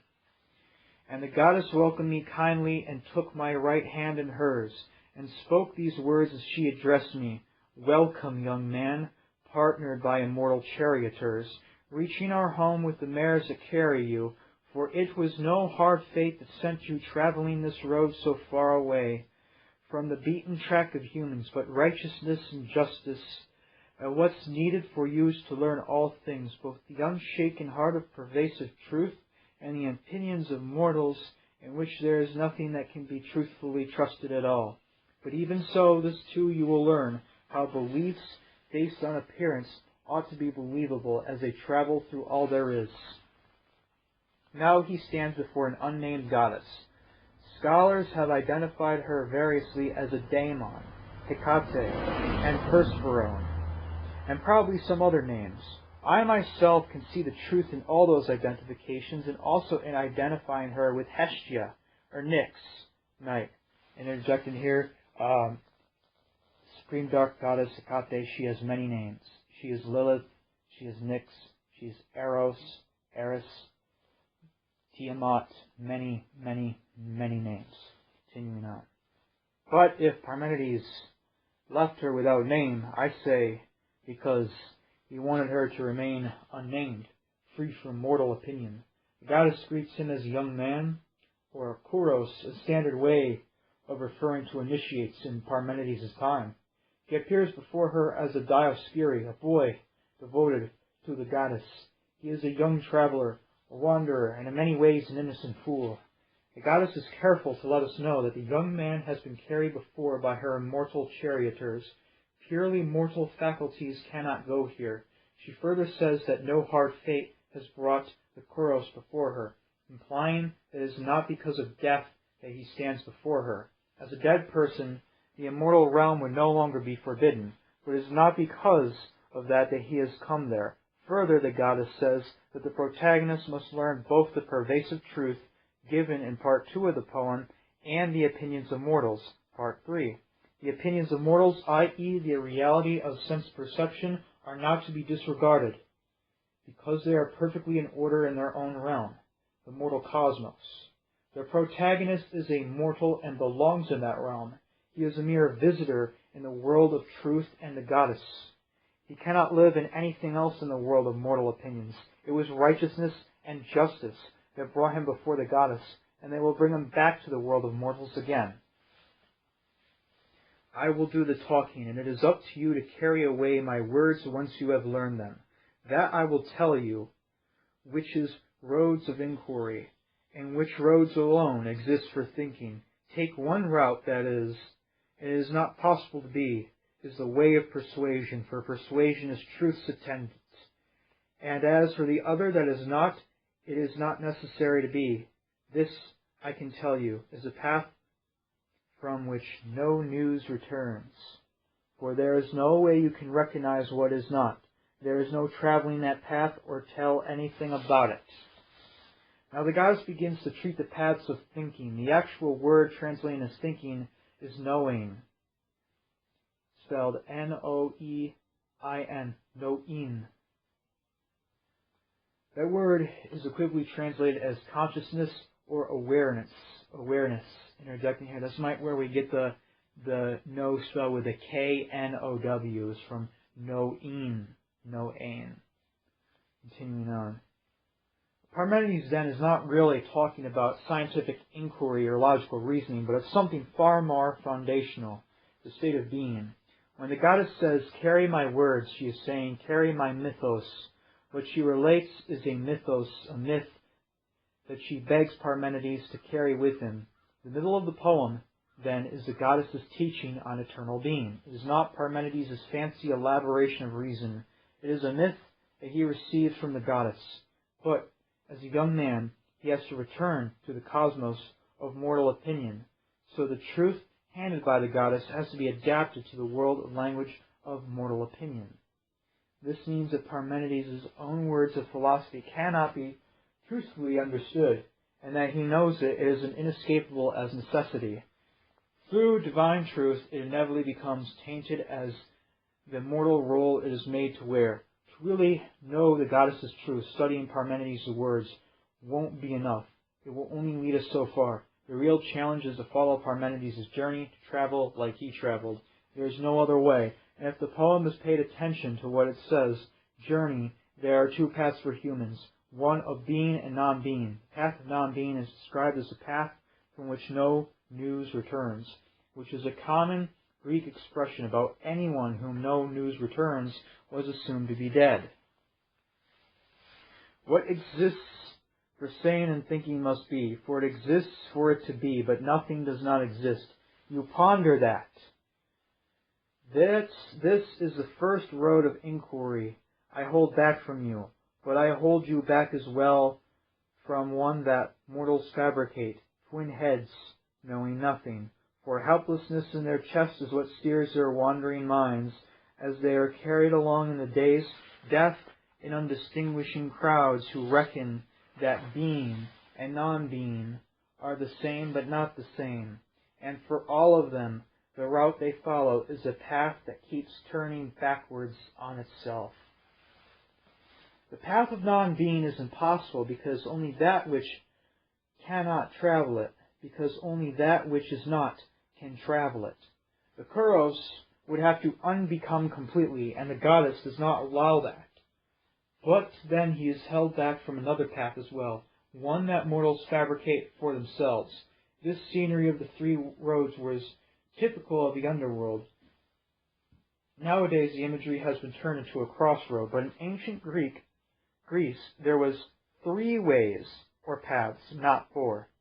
This place is where the soul has to decide whether it is to be, to not be, or to follow the helpless mortal path it came from.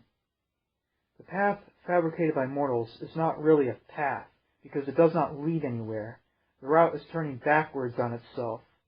The surface mind makes mortals stuck, unable to make the choice between being and non-being. Instead, they are helplessly shuffling around. This state is more or less Thanatos, our usage, see previous chapter.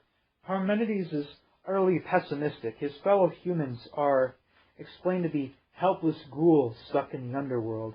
From the perspective of absolute being, normal human being state with its wandering mind is Thanatos. There is absolutely no compromising.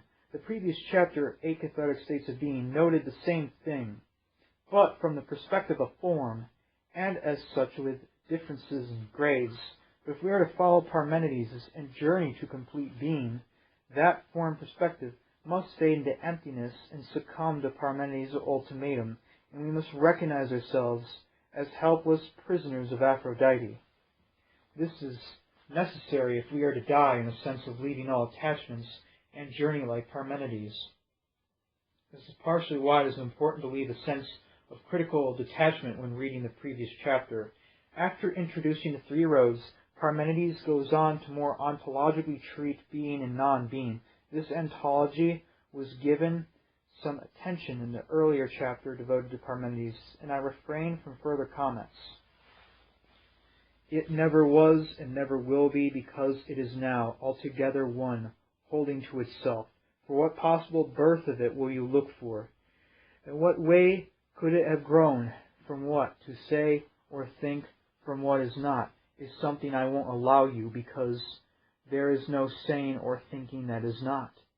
And besides, if it started out from nothing, what could have made it come into being later than sooner?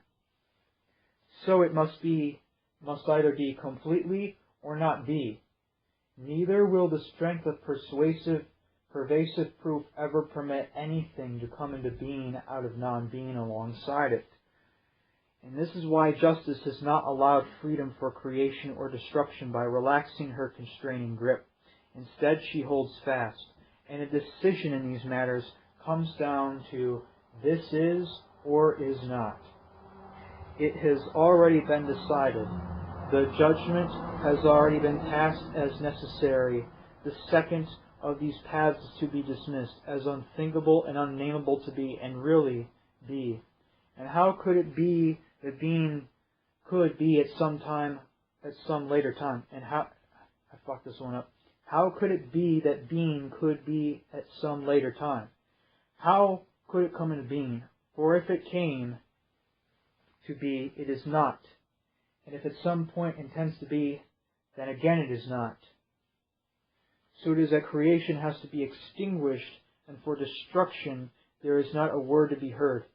And also there is no dividing it, because it's all alike, because there is nothing more here that could stop it from holding together with itself or less there. But it is all full of being. So it is that everything is continuous with everything, because being draws near to being. And what's more motionless, in the bonds of great fetters, it has no beginning or end, because creation and destruction have wandered far, far away. And the true and persuasive evidence is what has driven them out. It stays just the same, because an unaltered state lies by itself on its own, and so remains constantly where it is. For mighty necessity holds fast in the fetters of a bond that shuts it from all around. And this is why it is not right for it to be incomplete, for there is nothing that wants or lacks, but non-being would lack everything.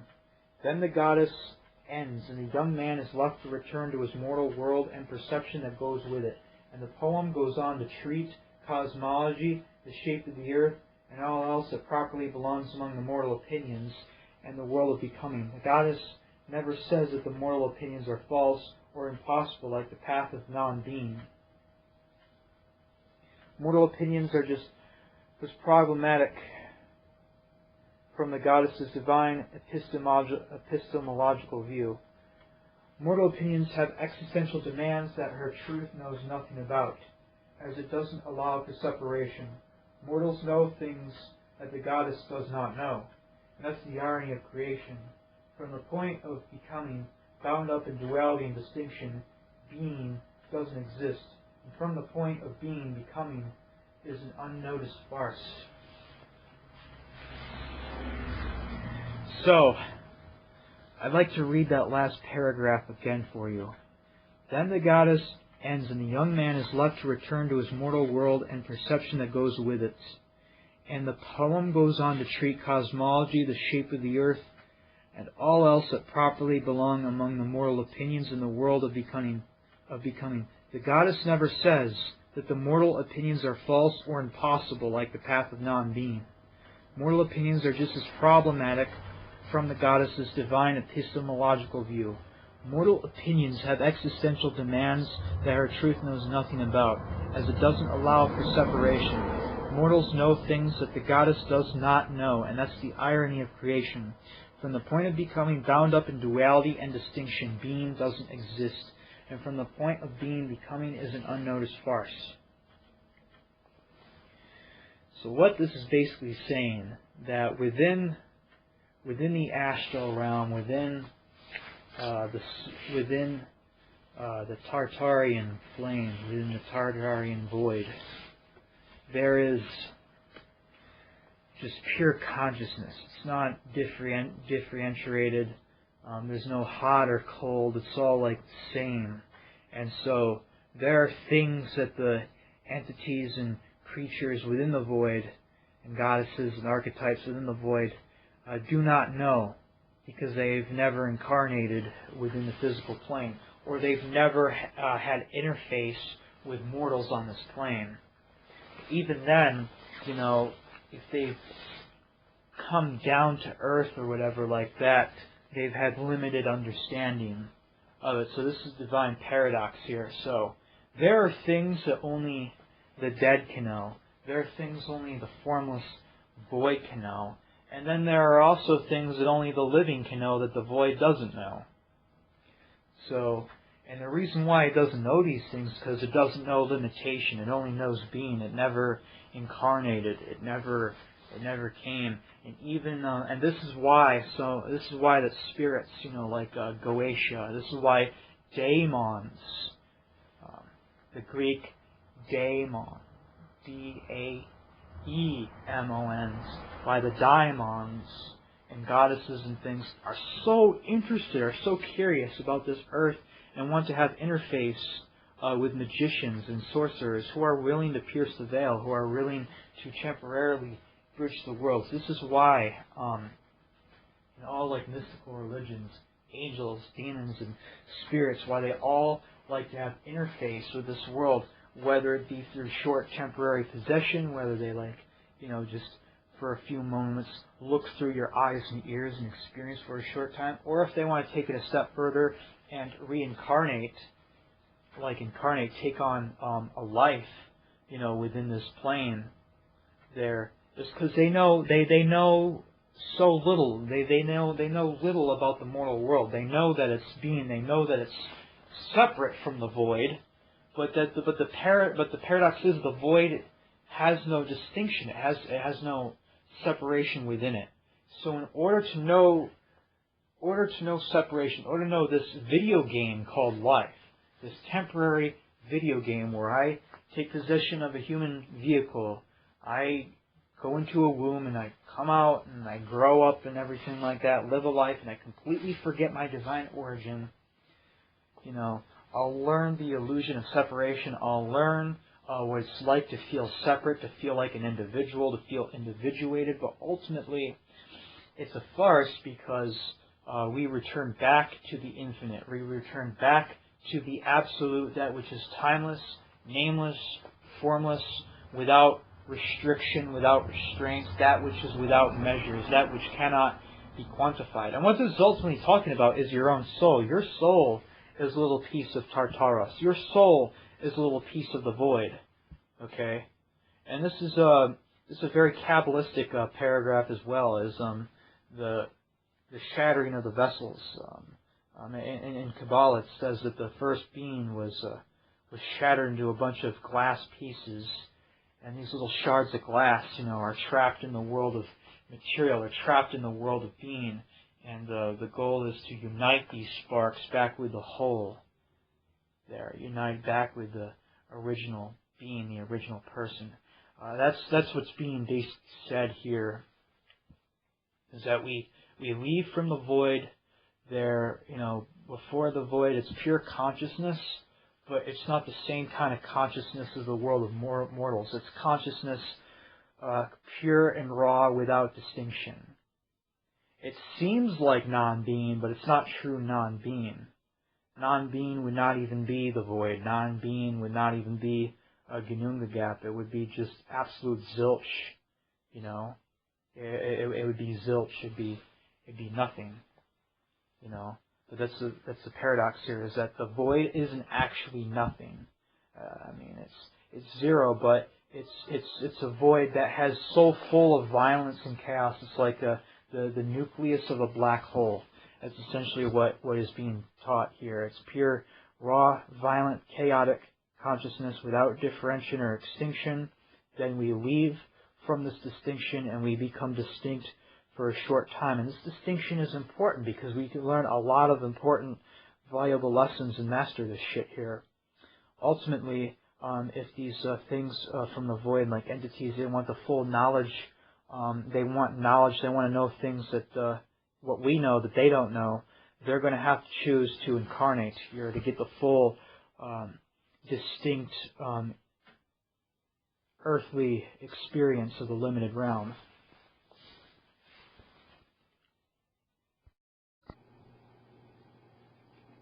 Chapter 20. Inner Meanings of the Pentagram. The doctrine presented is not my invention. I received it from a woman named Tani Janstang years before I started writing this book. Anyone interested in a more thorough explanation than I present in this chapter is referred to her writings. I don't know how old her pentagram doctrine is, except that it's been around at least since the early 1970s. What I do know is that it resonates far better with the pre-Socratic doctrine than the elemental schemes used by most modern occult groups. That I was familiar with the system here presented before I started investigating historical sources before I began writing on this book means I've been biased. Yes, but being biased can mean several things. It can mean that you have in your possession the necessary keys to understand something.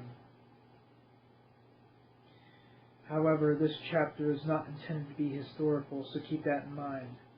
It is, in my opinion, though, that the system in its core principles is really 2,000 years old. And reading through the preceding parts of this book should explain why. Now, we will end up reading the appendices and bibliography at the end of this book. But for those of you who want to look up Tani Janstang's book, it's her name is Tani Janstang, Tantra, Vaharanya, and Pythagoreanism. ISBN 1902 1902-197112. Philip Marsh in association with Oneros Books 2003 and Tani Janstang and P. Marsh, Taoism, Dark Tradition. ISBN 1902-197147. Philip Marsh in association with Oneros Books 2003.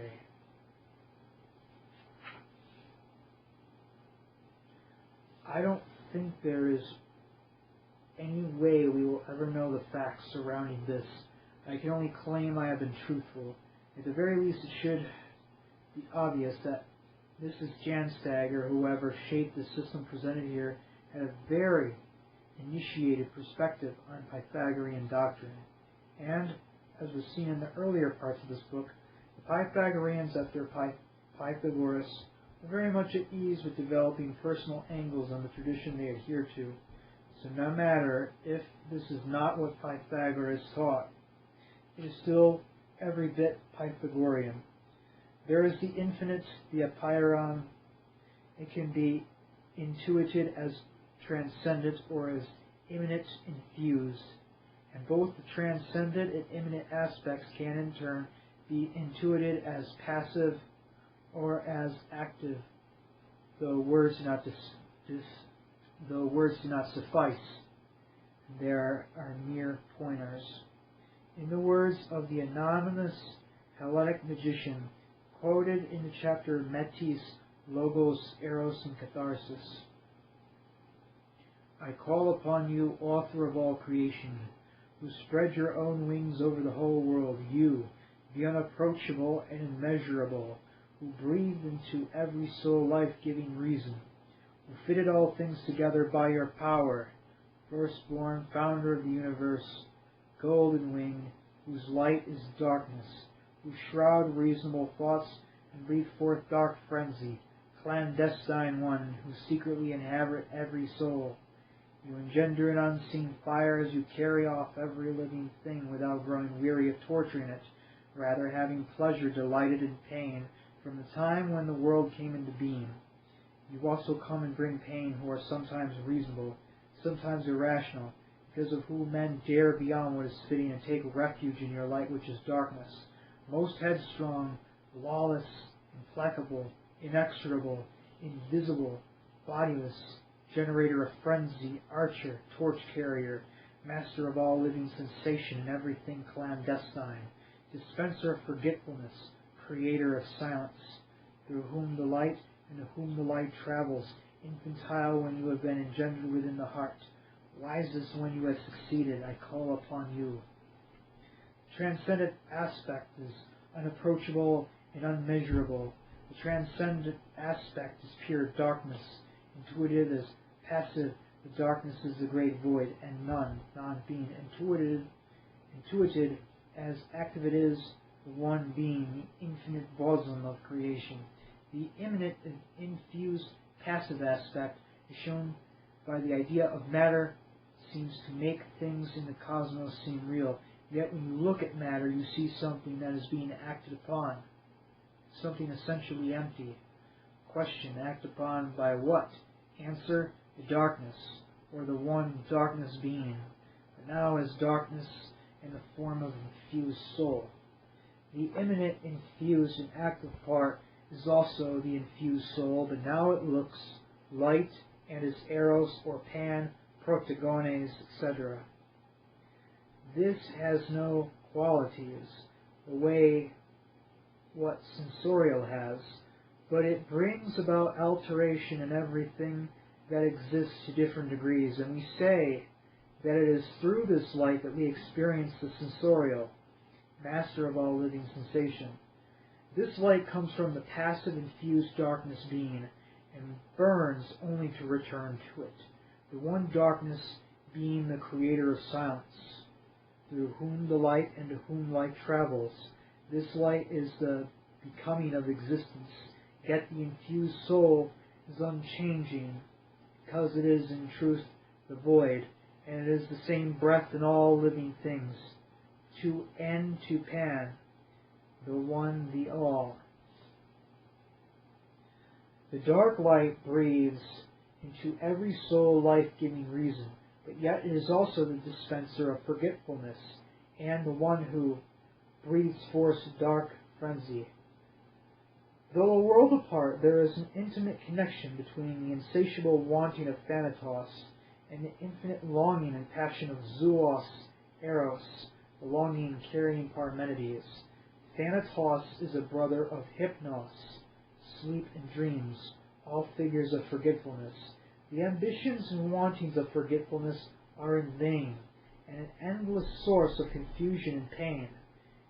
You engender an unseen fire as you carry off every living thing without growing weary of torturing it, rather having pleasure delighted in pain from the time when the world came into being.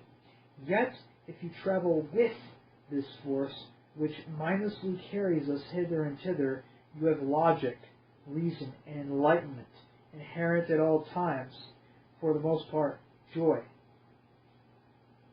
How we are ruled by this categorized and understood through the pentagram. Number of 5 vertices as follows. When discussing the meaning of the pentagram, we distinguish between the 5 vertices and the 5 alphas. The 5 alphas are the 5 V's that constitute a pentagram. In the picture below, the bottom alpha as the pentagram is emphasized, and that is the bottom V3, the bottom tip, which goes to 5 and 1, 1 being the right tip or the right horn, and 5 being the left triangle. The V is oriented by tracing the pentagram in a counterclockwise way. In this way, each V, i.e. each alpha, is identified with an ordered triad of vertices. We shall label the alphas using primed index, with the index referring to the vertex angle contained in the alpha. Thus, the bottom alpha shown above will be designated alpha number 3, and is to be though as the vertex sequence of 5, 3, 1. One may further identify the 5 alphas with the 5 chambers or triangles of the pentagram.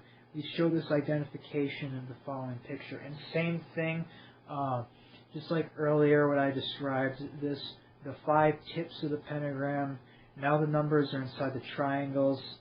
So going from a clockwise motion, 1 would be the uppermost horn or the upper right triangle, 2 would be the right ear, 3 would be the bottom chin, 4 would be the left triangle, and 5 would be the upper left triangle. Continuing on, any form of experience contains a sense of reference point that is the basis for its reflection. The pentagram with its 5 vertices characterize experience. It represents 5 different angles from which experience is conceived. The 5 alpha triangles represent truths of life, or what is of existence, not truths that come from in the form of ideologies that people invent to structure society or a political stance. 5 truths or qualities relate to each other and have their basic common quality as just empty aperion. The 5 truths may appear to contradict each other. They might even seem to have opposed meanings, and at the same time they often seem difficult to distinguish from one another. The pentagram symbolizes a harmonia, a union of the alphas. The central pentagon depicts a house, your house. It is your hearth and home, your innermost chamber.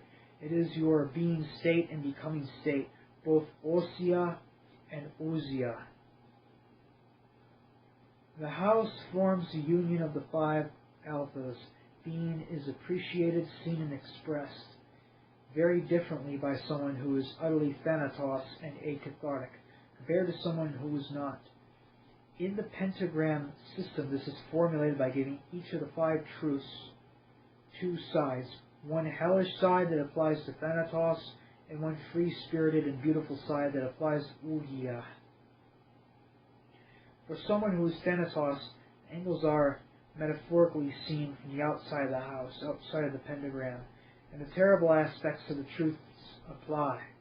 For someone who is within the house, someone not acathartic or thanatos, the ougia qualities apply. Things are not necessarily static. People tend to waver between thanatos and ougia, and the 2 sides of each truth are intrinsically linked. It is, after all, one truth, not 2. Thanatos manifests as a structure of 5 patterns according to this system. These are the 5 patterns of behavior that Thanatos people manifest, and ideas they hold and feelings they express. Just adjust my seat here. Coupled to each other is a proper or ougia relation that is also associated with a particular understanding or clarity. The below explanations of the 5 truths are meant as pointers to an intuition. It is my experience that the system is largely self-explanatory if one is willing to give it some time. The 5 truths numbered after the corresponding alpha are: 1. I begin by describing the wisdom associated to this alpha. All things have one beginning, interrelated at the start like the root of a tree. All life, as if all life is one tree. For humans, this ties into us feeling at home with existence and not feeling like nature's outcasts. In a sense, this is connected to history, for this can be seen ultimately go back to the beginning of the cosmos. This truth is your life's journey upon the wheel. The fabric of life is the flexing of a web where affecting always means being affected in turn. This alpha is associated with space, aether, as a space can be intuited to what binds and manifests things here, what gives form and definition. The purata, the borders. But when entirely flowing with this, When open to this vastness, the quality is actually experienced as undefinability, and this connects to the scene of the infinite within the finite. This is like the number pi, the law of the round, and the circle.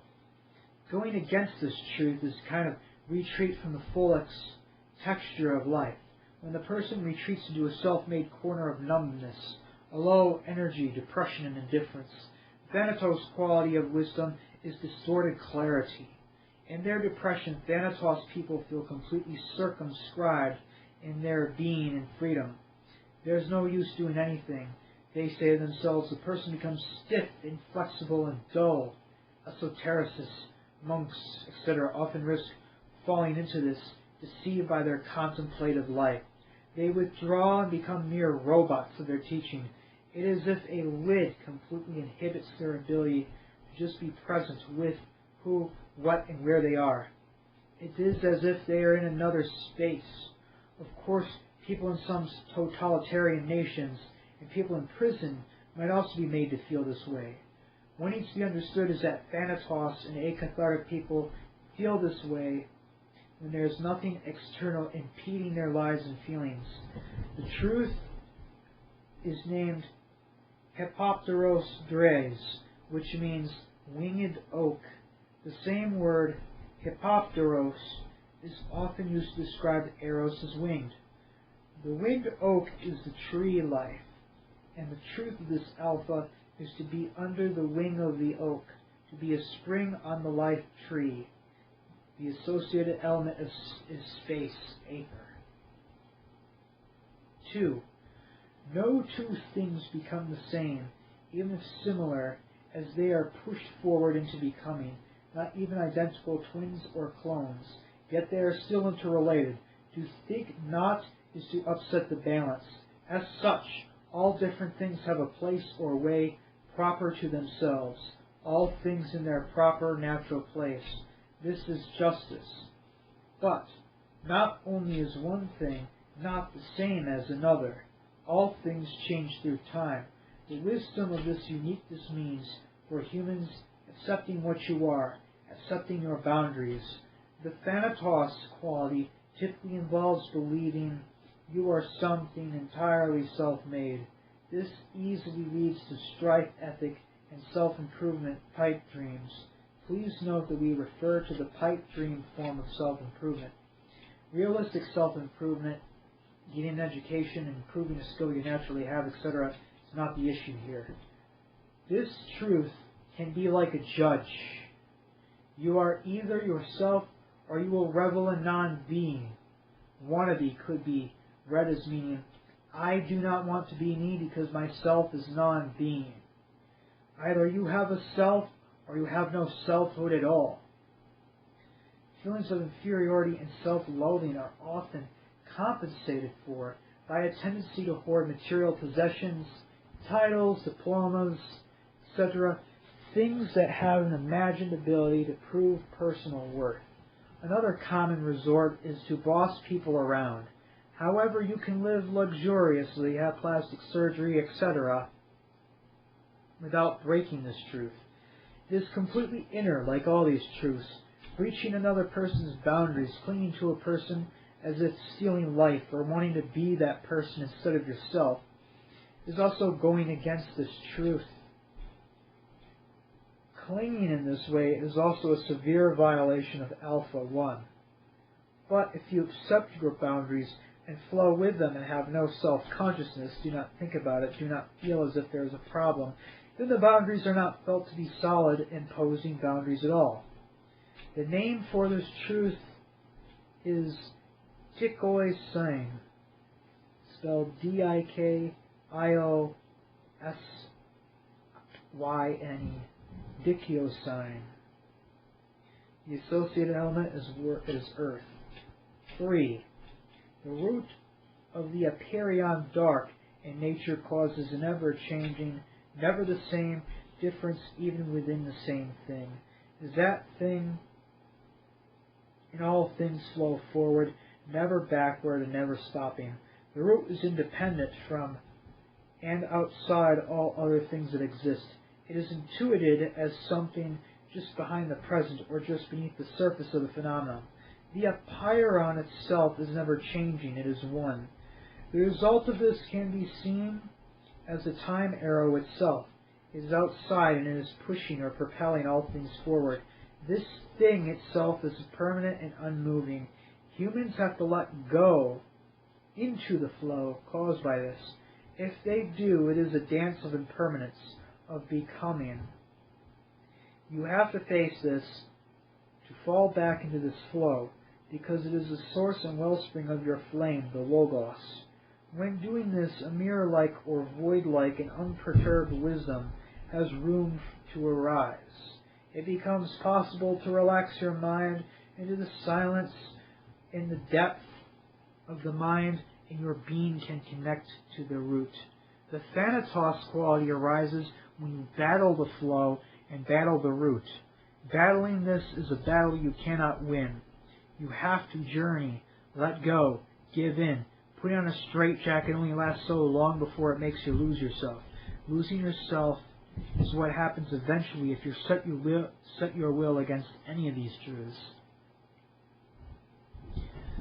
This impossible straitjacket comes from ego's fear of non-existence, and it makes the person full of intolerance and will very likely lash out in anger.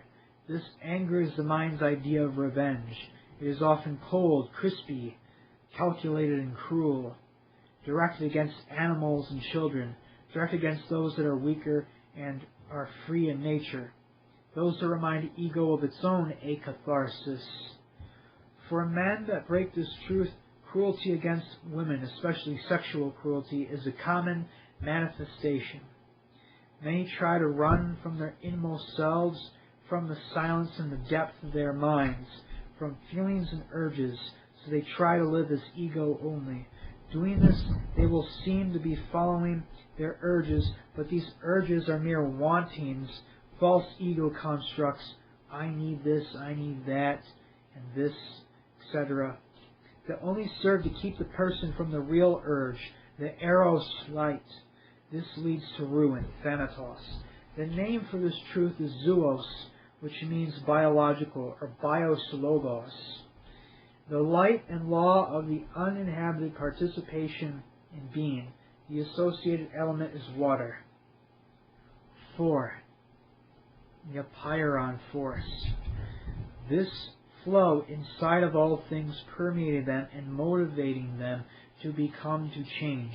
This sounds like a contradiction to number 3, because this is described as inside. This permeating flow can be seen as active and continuous as it acts on all things, but is also passive in that the being has to let in and yield to its flow. You can feel the infinite surge through you as a flame, and the feeling is inside. It is like a wind, and it tends to make everything around you, everything you do or feel, resolve itself in the moment it arises, and you just shine. To simply be is to endlessly disappearing and appearing.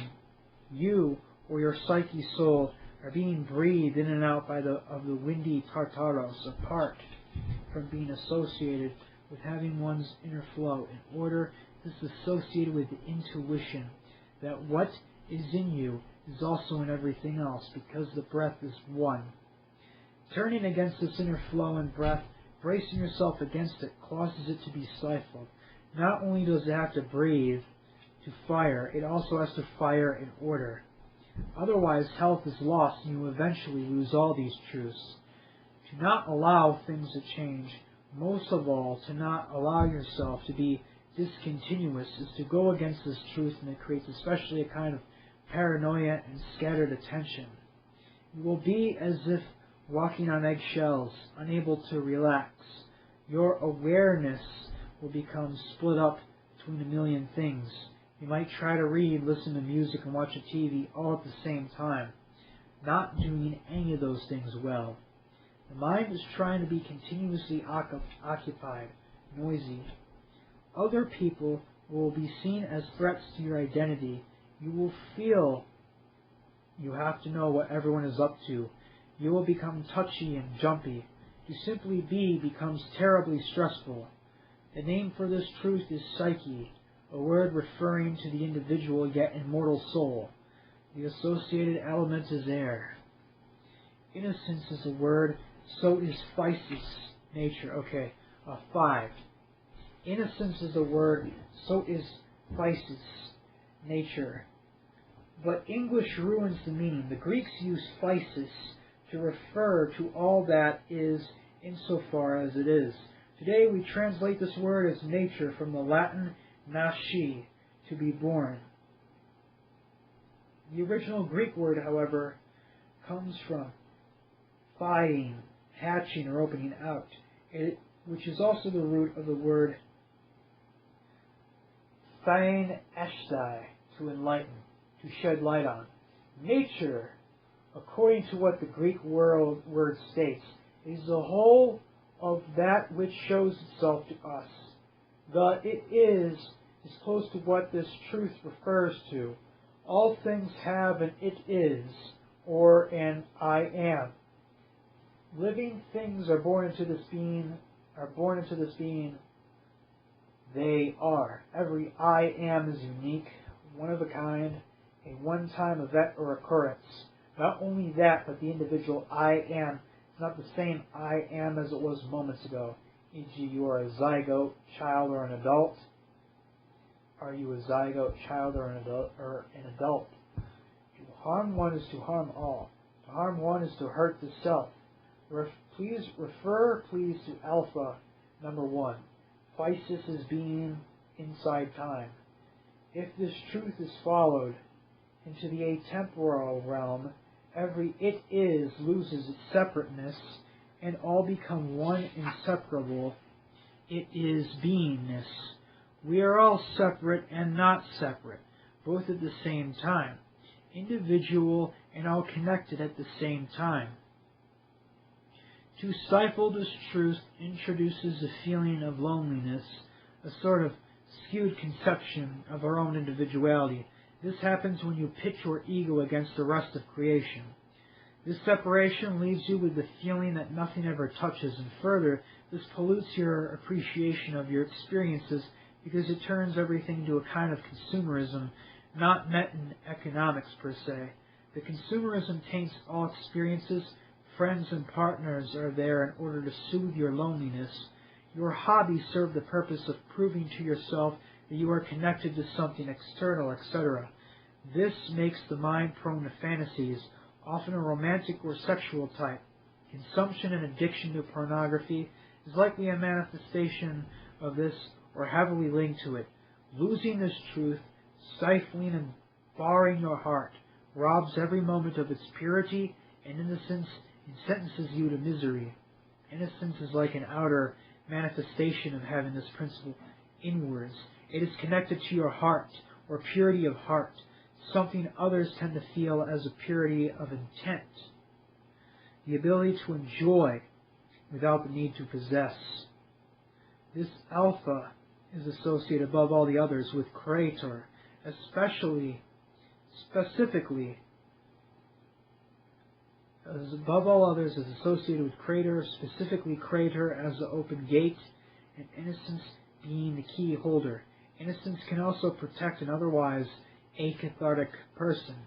If an acathartic person is truthful with himself, strips his being naked, and faces Tartaros without fear, then the person is untouched by horror.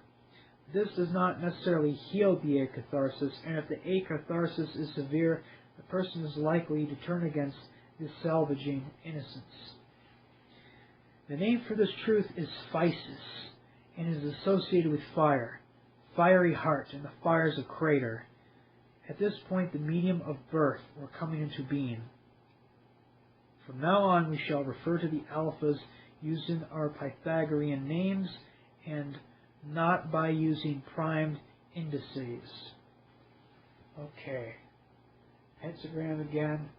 Okay, so the first one again, top right, is a Hippopteros Dris.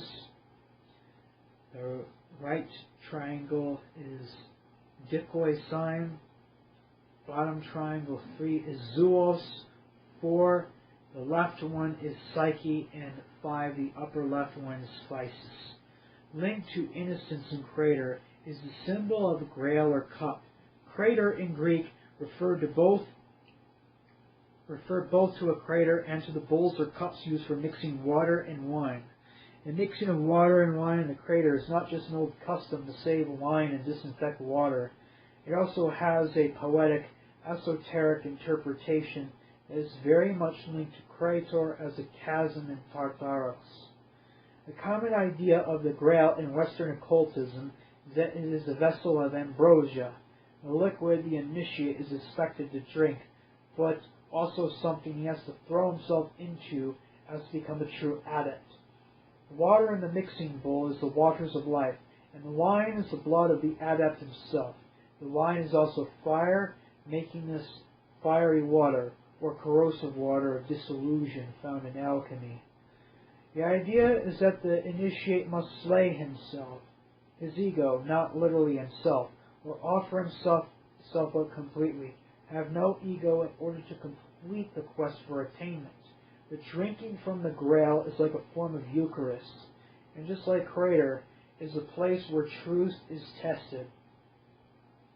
The bottom alpha of the pentagram, the Zoos alpha, is a vertex triad 531. It consists of two lines, the joining vertex 5 to vertex 3, and the joining vertex 3 to vertex 1.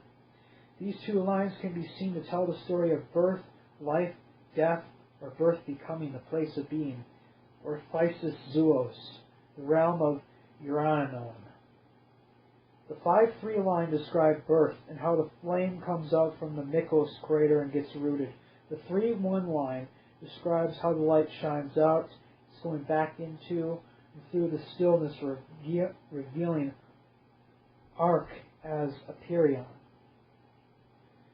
For this reason, we refer to the Zoos alpha as the main alpha. The point shining out is the intersection above the house, the central pentagon, and is called Eros, also the place in the heart, thymos, where the longing for nutrition and growth resides.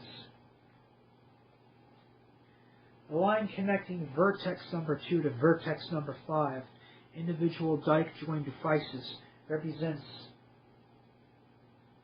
epikeia, inner equity, fairness. The line connecting number 2 and number 4 stands for eleutheria, inner freedom, liberty. The line connecting number 4 to number 1 represents harmonia, inner unity of mind, body, soul, unity of thinking and feeling. I have hitherto described the pentagram system and mystic philosophy. So again, I'm going to repeat this for you. So alpha 5 to 2 line is the epikeia, which is the inner equity and fairness.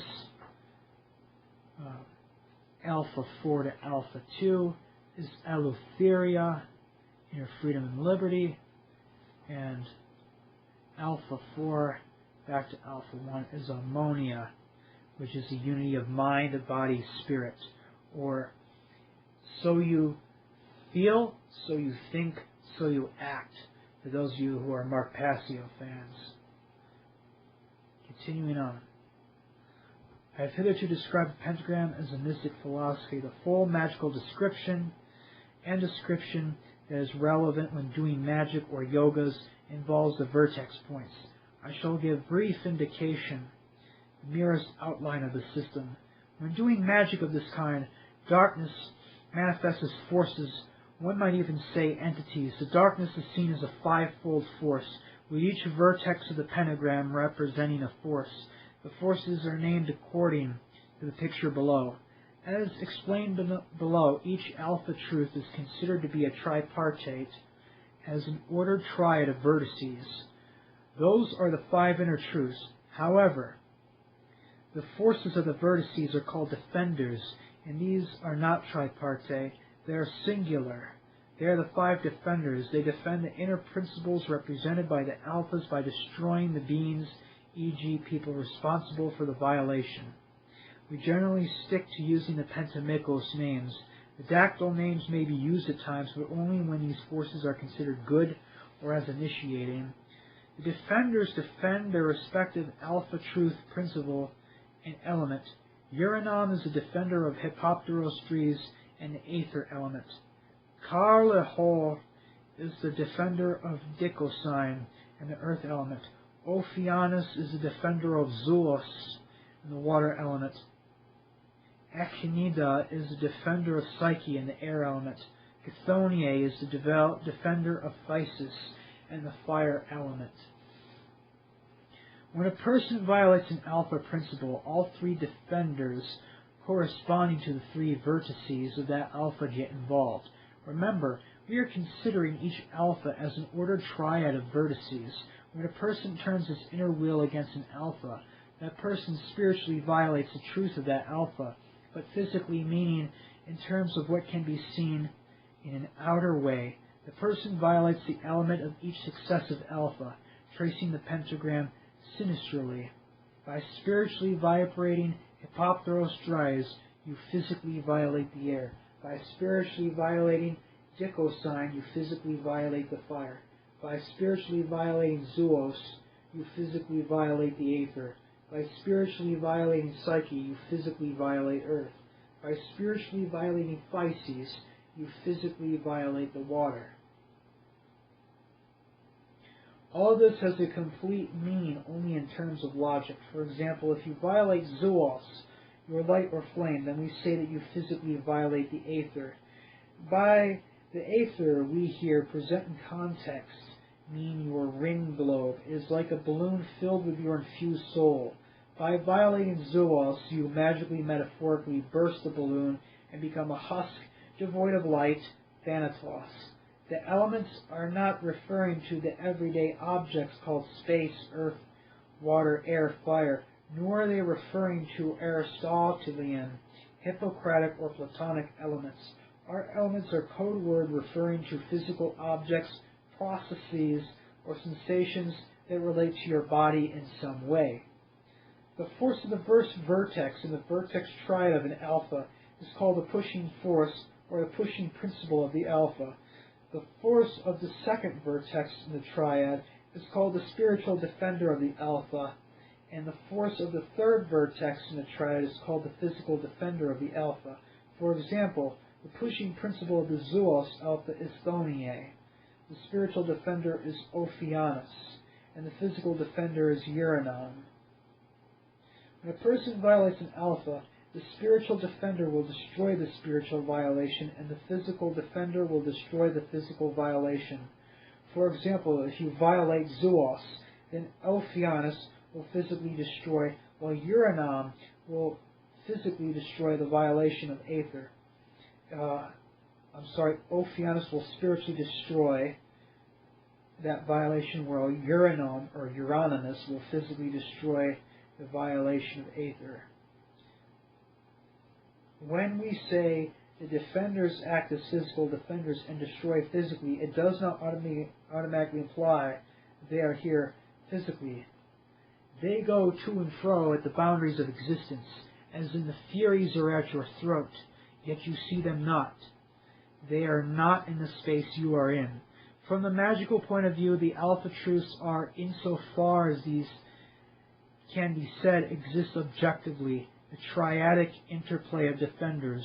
The truths do not exist other than as the tripartite composites of the five defenders, dark forces. Singled out, pursued as individual, the five turn into horrible outer forms. The pentagram describes how they are locked together to form the Ulgia alphas. Just like sodium and chlorine are directly toxic to humans, but sodium chloride, normal salt, is edible and necessary for us to survive. The five outer aspects are truly hellish. They are shadow principles, putrefaction, dissolution, and death. And yet, when bound together, they are defenders of the light, and your inner flame. They are also principles driving the alpha flow truths. Oleos, a title connected to Apollo, and the priests of Apollo, meant deadly, destructive, cruel, but also he who makes whole. Health is bringing together, binding together, just like harmony, the 5 outer forms. This binding together follows Logos, the burning flame that both enlightens the 5 and is steered by them, hence becoming shining out with the flame. And the binding of the 5 into the pentagram is disease, misery, turning into health, joy. Health and disease are both met in the inner sense. Disease due to accidents, sickness that afflict us from outside, such as bacteria, is not implied. This is the transformation that can turn forgetfulness into remembrance, spoken of in the previous chapter. Well, Ophiuchus is something terrible to unrooted people, something that dissolves the ground under their feet and plunges them into the void of oblivion. The same function for rooted people is an aid in initiatory magic. When the whole self is relaxed into the void, Ophiuchus no longer appears as devouring. No, then it's just the blissful embrace of silken darkness, of absolute mirror-like stillness. In this context, we may speak of it as the initiating dactyl Epimenides. The system is laid out so that the difference is in you, not in Ophiuchus. Now, my only comment that I really have in this chapter here is this is pretty much proving, agreeing with what Curtis Joseph is saying, and with the concept of Kymatica.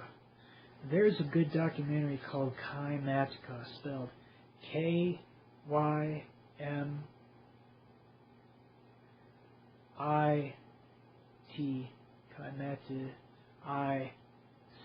Kymatica, and it means, which means a going together, like a yin or a yang. It means going and working together like the yin and the yang, like the Ida and Pingala. And just like sodium and chlorine are directly toxic to humans. But sodium chloride, normal salt, is necessary for us to survive. I don't know how many of you know about pure sodium, but pure sodium is a very violent and a very reactive element. It burns in the air. If you have pure sodium, it'll burn in the air. If you put it in water, it explodes. Pure sodium has to be transported in canisters of oil, completely isolated from the outside air, so that it doesn't start fucking reacting. If you burst a vessel underwater, boom, it fucking explodes. And chlorine is the shit you use to fucking sanitize your pool. But you put them both together, and it's completely necessary for life. And this is basically what Curtis Joseph is like saying in Ordo Dracontia, that the anti-cosmic or acosmic forces and the cosmic Empyrean or heavenly forces to come together and co-create the cosmos together. I fucking repeat, the infernal or Klepothian destructive forces, the Harukas, the dark gods, the wrathful 11 dragons, or however you fucking interpret them, and the Sephirotic archangels, or the nice Buddhas, or the friendly cosmic angelics, or whatever the fuck you interpret it as. Both the destructive anti-cosmic and the creation cosmic come together and co-create the universe. I mean, you can fucking see it with the sodium chloride there being a necessary ingredient to life. We're going to be finishing up Tartaros today. And just as a word of warning, you probably will hear Merle barking in the background, or Jesse or some of the others, because I'm a real dude, reading this. I'm not just some faceless voice. I mean, there's really not much I can do about this. So I'm just going to try to do the best I can to read loudly and read over whatever ambient sounds or noises might be going on.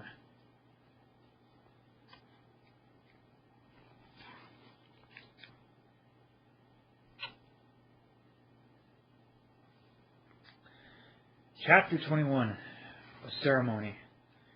We would walk the wheel of life blindly if it were not for the all-seeing eye, our cosmo-creator that guides us gently as if by the hand of Cherion, a guiding spirit. We believe that this is for the good. Enter our portal.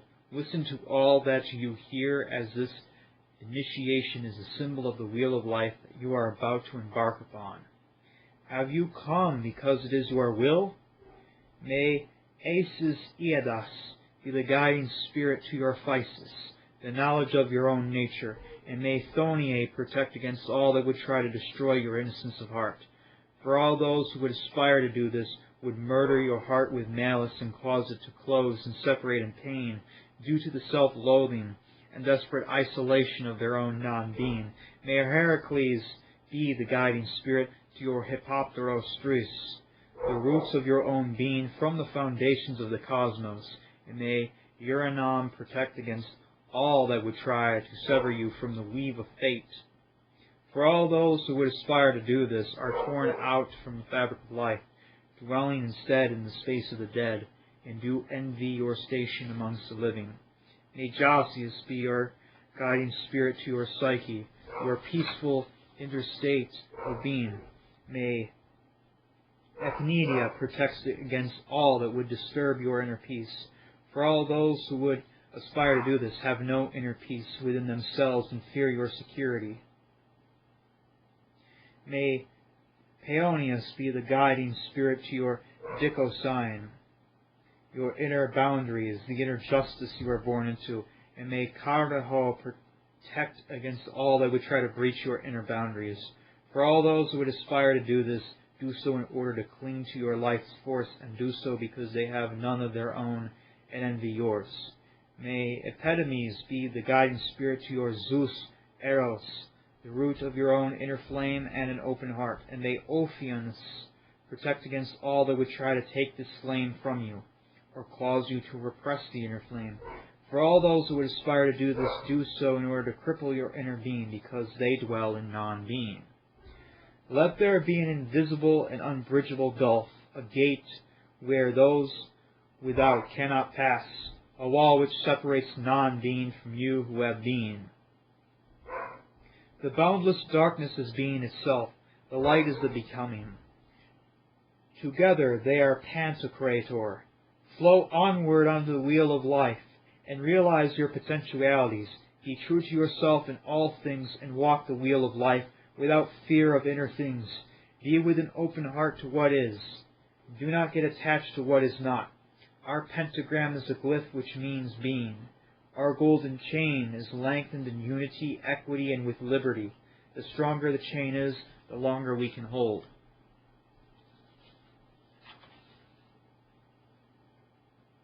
Part 4. Appendices. Appendix A. The parts of the soul.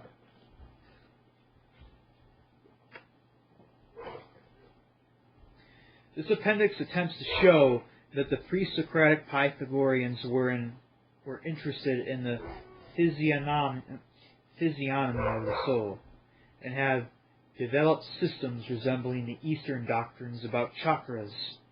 Apart from pointing out the similarities with Eastern doctrines, this appendix contains facts that are pivotal for understanding the Orphic Pythagorean teaching about catharsis. On a phenomenal level, discarding the metaphysical explanations. Kundalini is a sensation of a force or energy that moves through the body, specifically up through the center of the upper body. Around this force, Eastern philosophies has developed systems describing how it flows, how it acts, and how it is stored up in the body.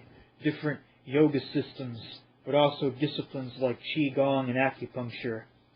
Fundamental to these Eastern systems is understanding that psychic and mental states are connected to bodily states and how the body feels. Grief is often felt in the throat, sentimental feelings in the chest, anxiety in the belly or solar plexus area, etc. Excuse me.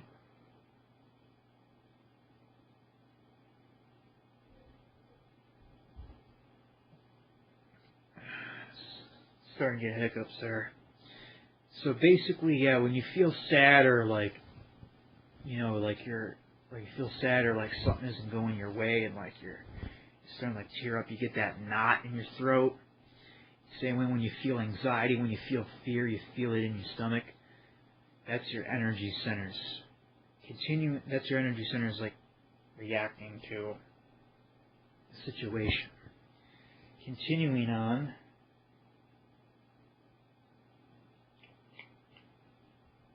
Hence, partially due to experience and partially to cultural preferences, a number of centers in which the Kundalini especially manifests are identified. In India, these are called chakras, because human physiology is very much the same all around the globe. Many people find Kundalini easy to understand on the basic level. I mean, who has not experienced the previously mentioned phenomenon, or a kind of tingle in your spine, a spatial wind, when you hear some really good music? When people begin to find it quirky when it is mystical, metaphysical, and even magical utilizations and meanings are attached to this, this book speaks about the light that is inside of a person that rises up out like a flame, a living flame that is full of metis, that brings catharsis. I'm going to interject here. Now, I never mentioned this before earlier, but the word metis, okay, might be the suffix there that we get from the name Baphomet. Baphometis, or Greek for wisdom. Goat with the torch between its horns there. Now, I don't particularly like to use the word Baphomet because Baphomet is essentially Yahweh. It's Kether. And Baphomet is not a goat. Baphomet is the Templar's double skull there. It actually symbolizes Kether, the highest sphere in Tree of Life. The goat that everyone is thinking of is the goat of Mendes. The goat of Mendes. That is a Luciferian sigil. And different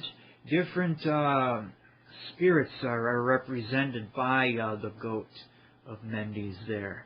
Now, for example, the goetic spirit Leonard has 3 horns. So instead of the torch between his horns, he has a 3rd horn between the 2 horns.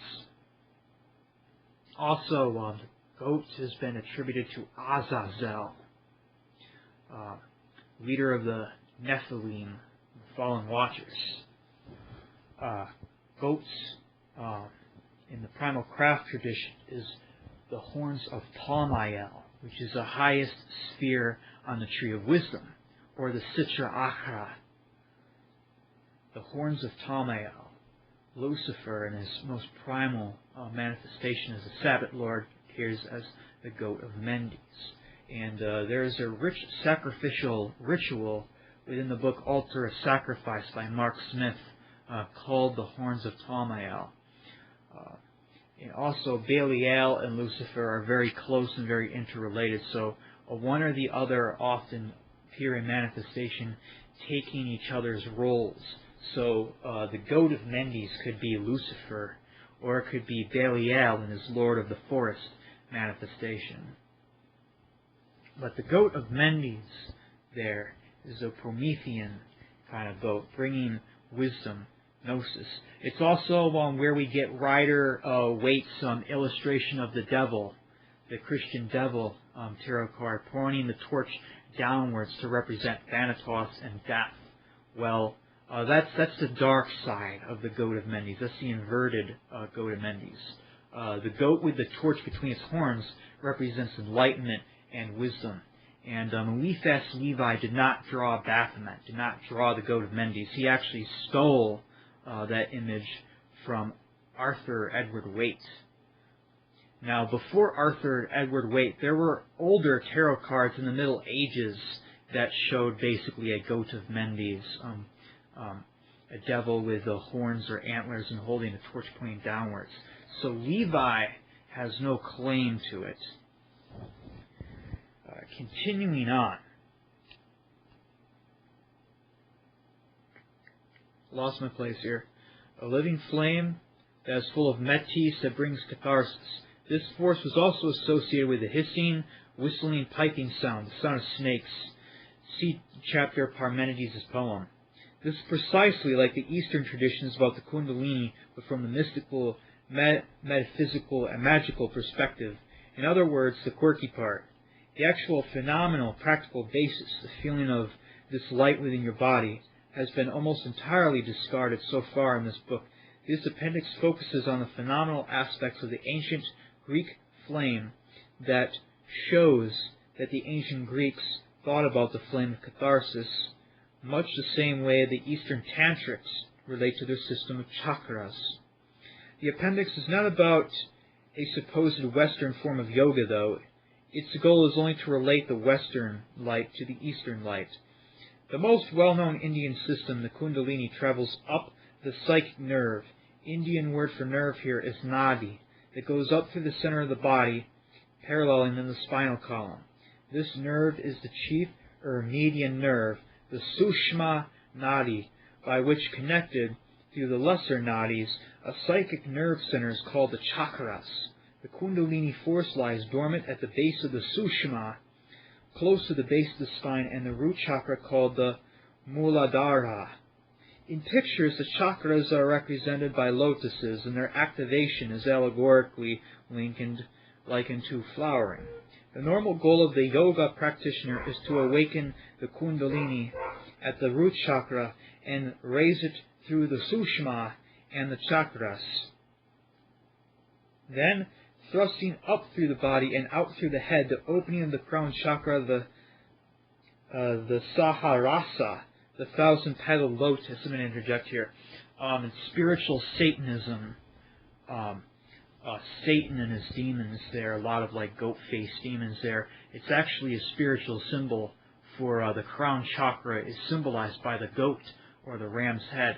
And like many ancient like shamans and like the ancient like animist traditions, and even like in like Egyptian, Sumerian and like Greco-Roman culture, like you have the Greek Pan, and you have like the European traditions. A lot of people, they wear like the shamans, they wear the goat skull on their face, or you have like the natives who put like the bison, the buffalo skull headdress, the horned head dance, This is what this really means, related to the thousand-petaled lotus. And who brings about that manifestation? Lucifer, the highest consciousness, pure consciousness itself. The firstborn of Ganungagap, the firstborn of the void. The firstborn. He's also Loki and Odin, the central sun, or the black sun.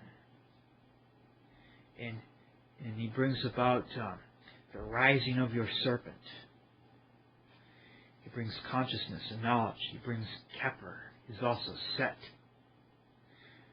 Continuing on here, I've gone on a little bit on a tangent here.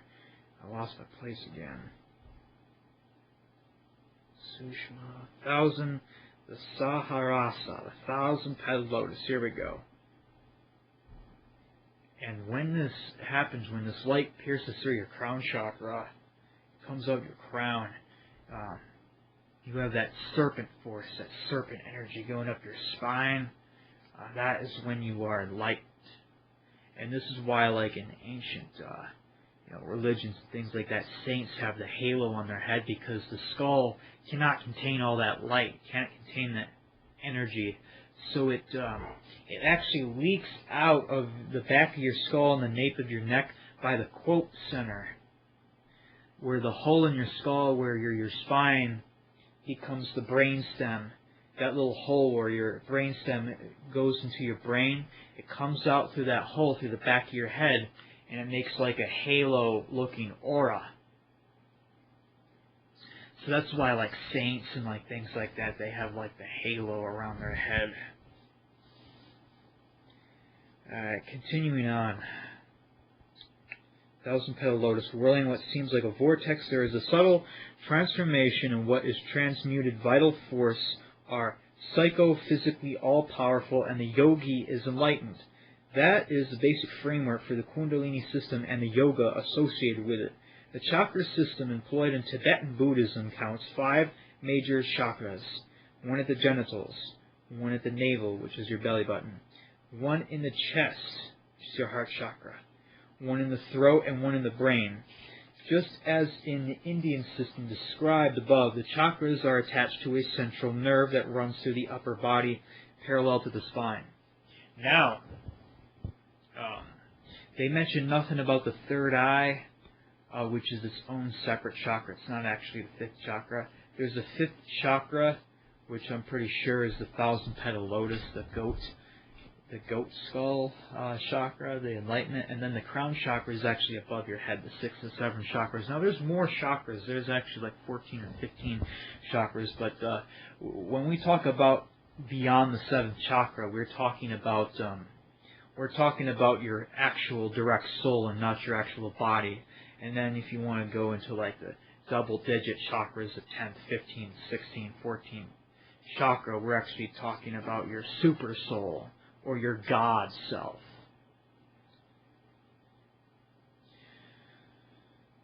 And they are attached, they are connected to your nerve. Now, what's very funny is that they're actually nerve clusters. So at different parts of your spine, there's nerve clusters that like branch out like a tree that control certain like vital organs and functions, like your heart and your lungs and like the liver and like things like that.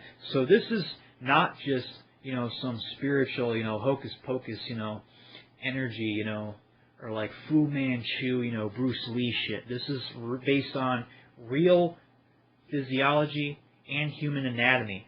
It's fucking real. We do have these nerve clusters, or these nerve centers. They're also very sensitive to touch. They might even be related to the G spot or the orgasm spot. It says in the Kama Sutra, you can touch a girl on a certain spot on the inside of the leg and it'll make her bark like a dog.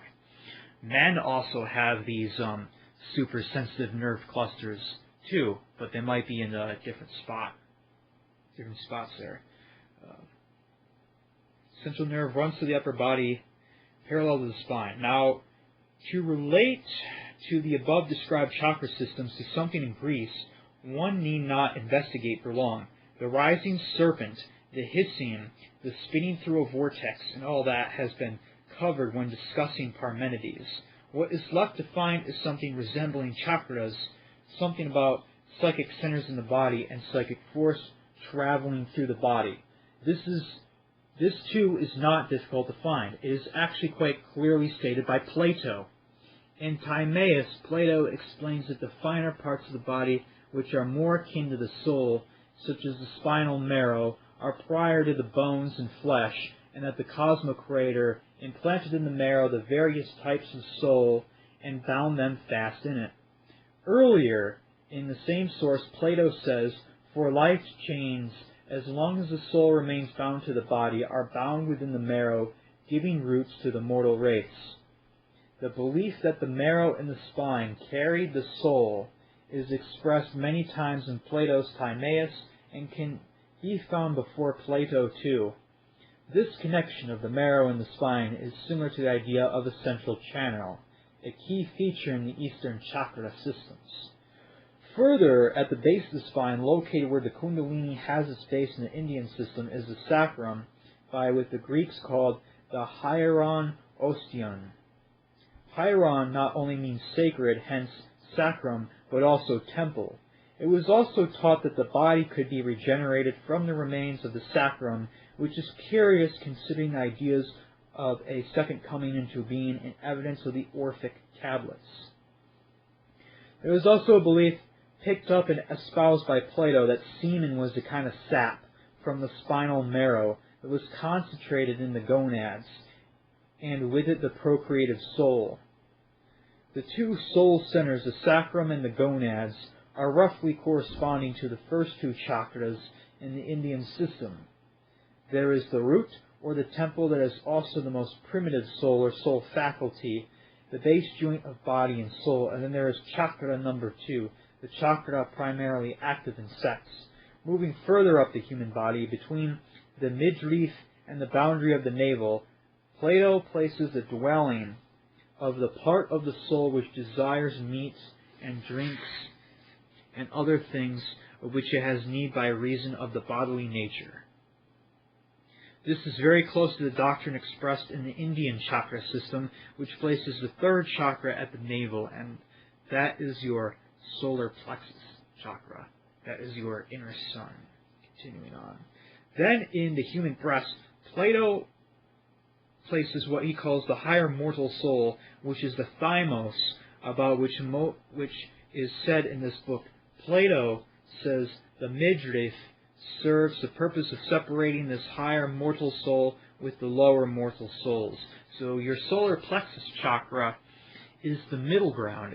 It's what separates your lower animal bestial selves, your second and first chakra, from your heart and throat chakra. Now, if we're basing on a 7-chakra system, it would actually be your heart chakra that will be in the middle between your lower 3 chakras and your upper 3, throat, 5th, and 6th, or the crown chakra system.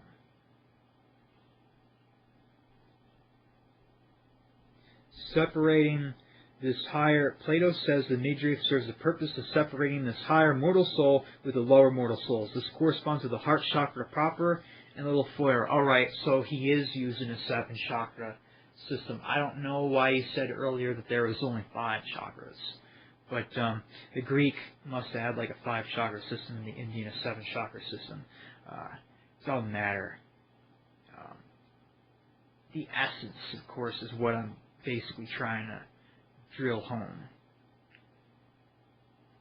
This corresponds to the heart chakra proper and the little foyer between the heart chakra and the chakra system. Moving upward, Plato says the neck is a boundary between the divine soul and the mortal soul, allowing for communication between the two, but hindering the lower soul from polluting the higher.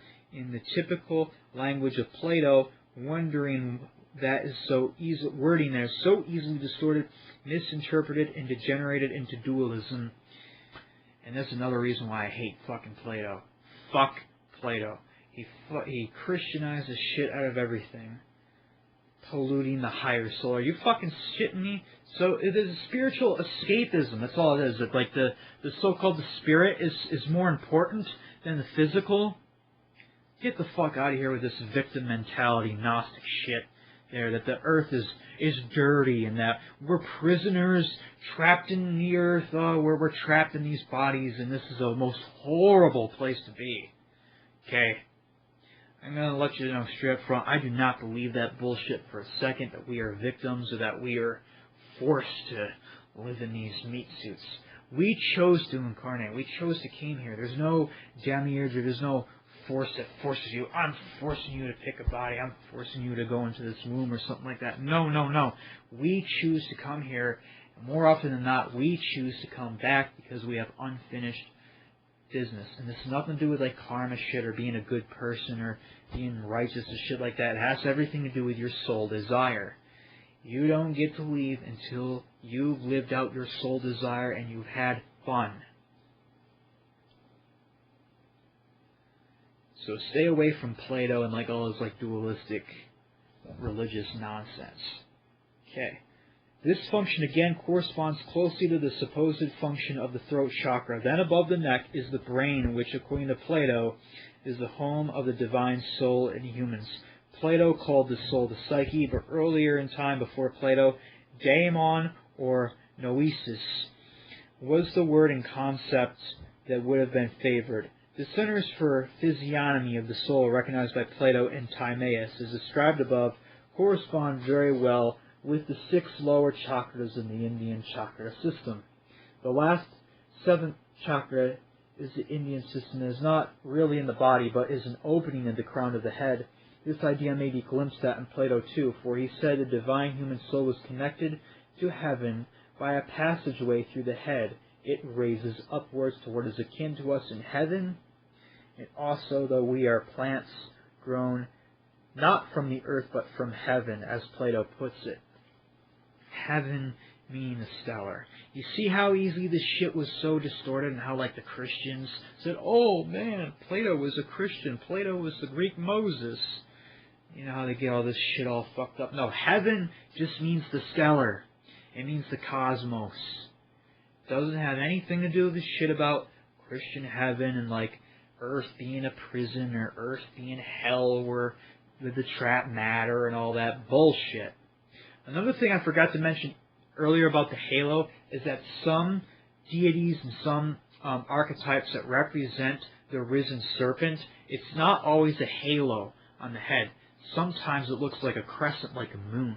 And this is why we have horned gods and goddesses. I can name one off the top of my head. Astarte, or the Phoenician Ashtaroth.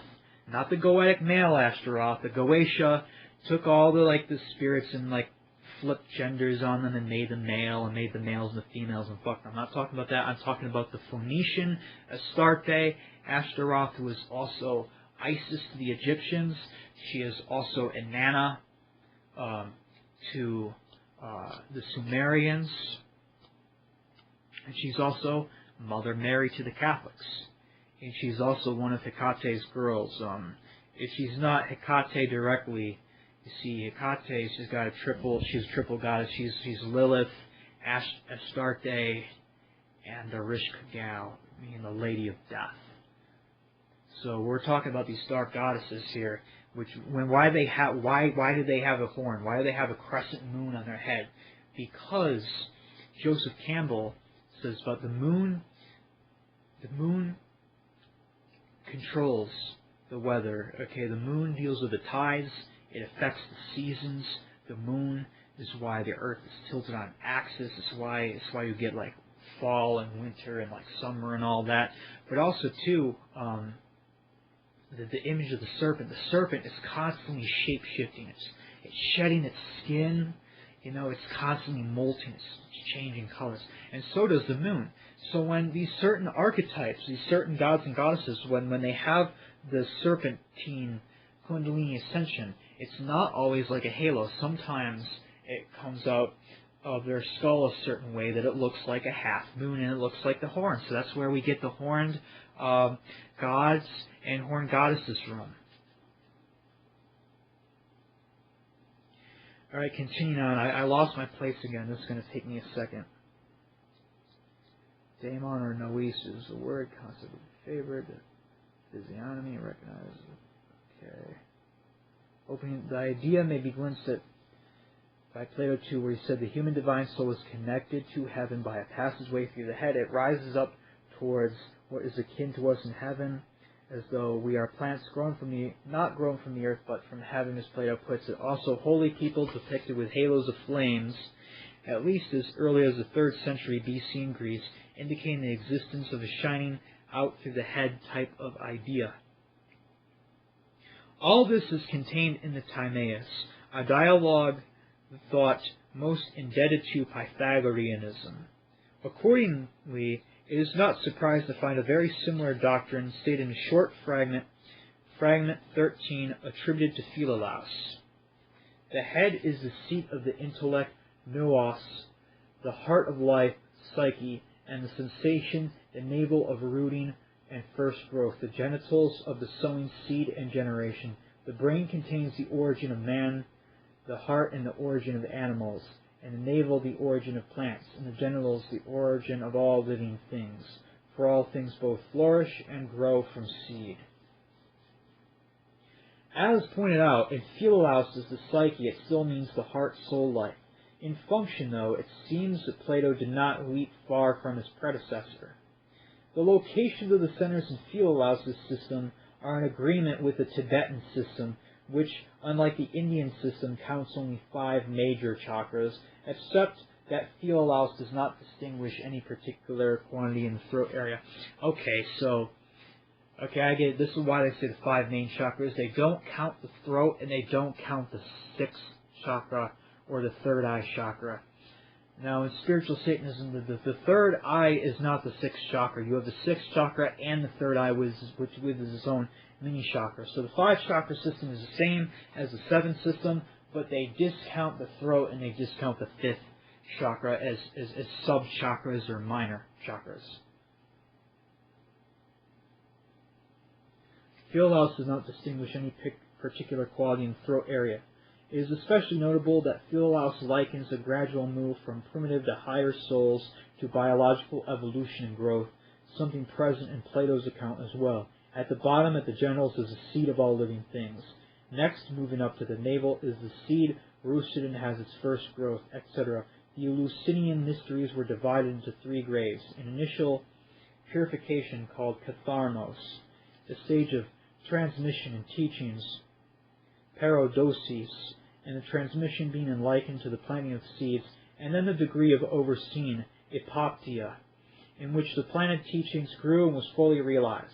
The imagery and cultivation of plants should be understood in realization to the ideas inherent in Philolaus' soul physiognomy.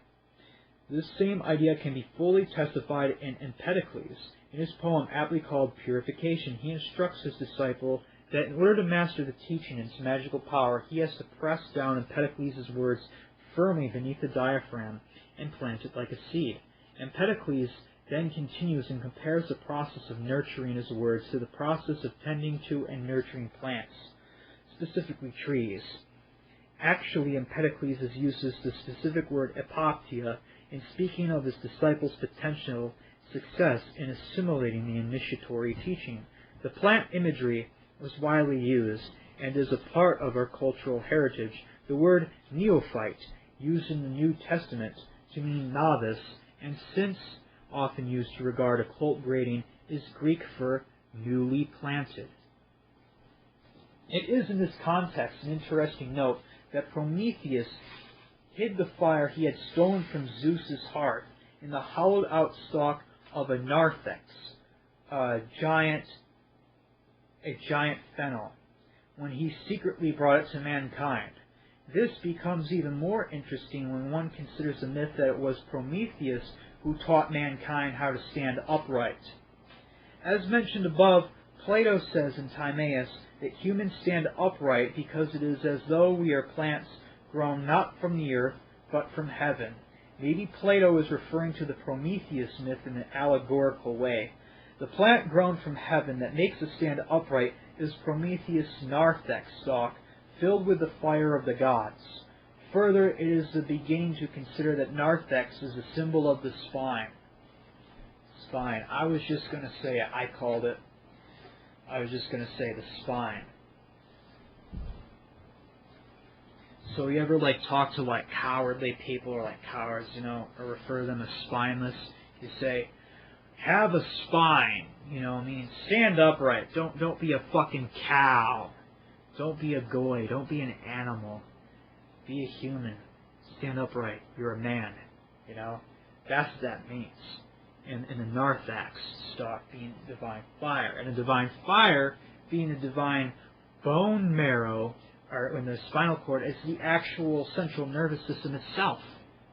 And this is all documented. There's many, many, many myths. We want to talk about Enki and the Sumerians, giving man his chakra system. If we want to talk about Odin and Loki bringing sorcery to mankind. If we want to talk about Prometheus bringing the narthex stalk of fire to mankind. And even in Central South America, I forget the name for this, but he is a similar Promethean character, bringing magic and sorcery to mankind.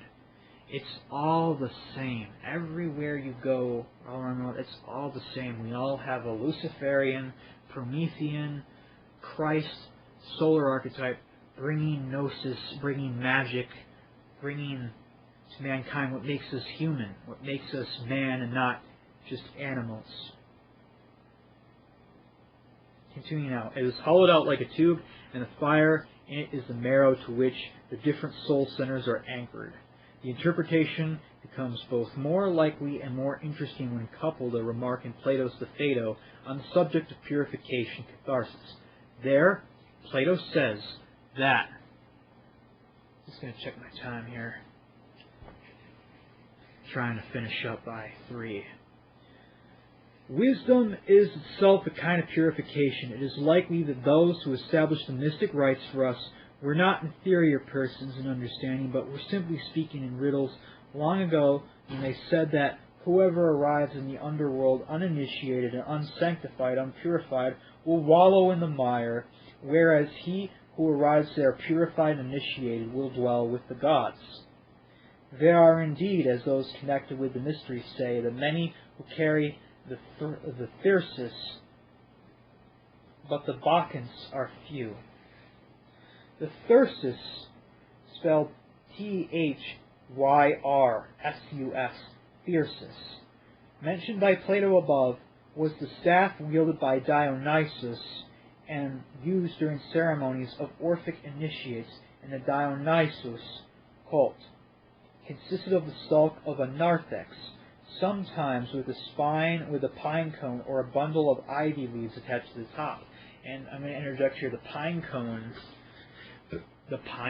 is the pineal gland. Now, I don't know where this fucking,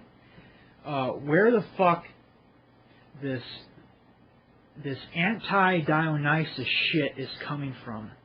These motherfuckers out there, they're saying that the Illuminati are the cult of Dionysus. I don't know where the fuck that's coming from. So Michael Tsarian and others out there, they're saying, the Greeks and the Dionysians worship the black sun and the conspiracy and Atenus there to obscure the light and enslave your soul. Bullshit. I'm not reading any of this in this book. What I'm reading about is the mystery of the chakras, the fire, divine fire, Prometheus, and the pine cone, the pineal gland, which allows you to astral project and astral travel. And there's another myth that needs to be fucking cleared up here. There's a lot of people saying out there that the Dionysians were just a bunch of drunkards. Okay, this is where we get the word bacchanalia from the Greek god Bacchus. And there's a huge misinterpretation that the Bacchanalians, or the cult of Dionysus, were just a bunch of goat fuckers, and all they did was drink wine 24/7, drunk off their fucking asses, fucked each other, whatever like that in these orgies, whatever, and that was their cult.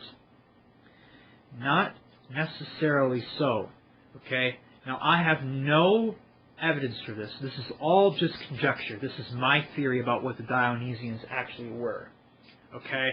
Now, the reason for all the drinking and mass consumption of wine is because the water was fucking filthy.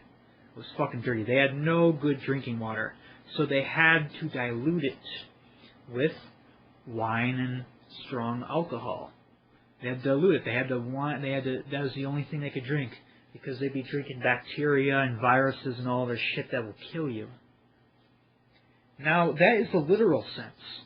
If they did not literally drink all that wine, wine is symbolic of chi, so of life force. So when they drink the wine, or they turn their water into wine, they're coming in there as base consciousness, uninitiated. They take their water and they refine their water through spiritual practices, through like yoga and like qigong and like different spiritual systems. They refine their water into wine.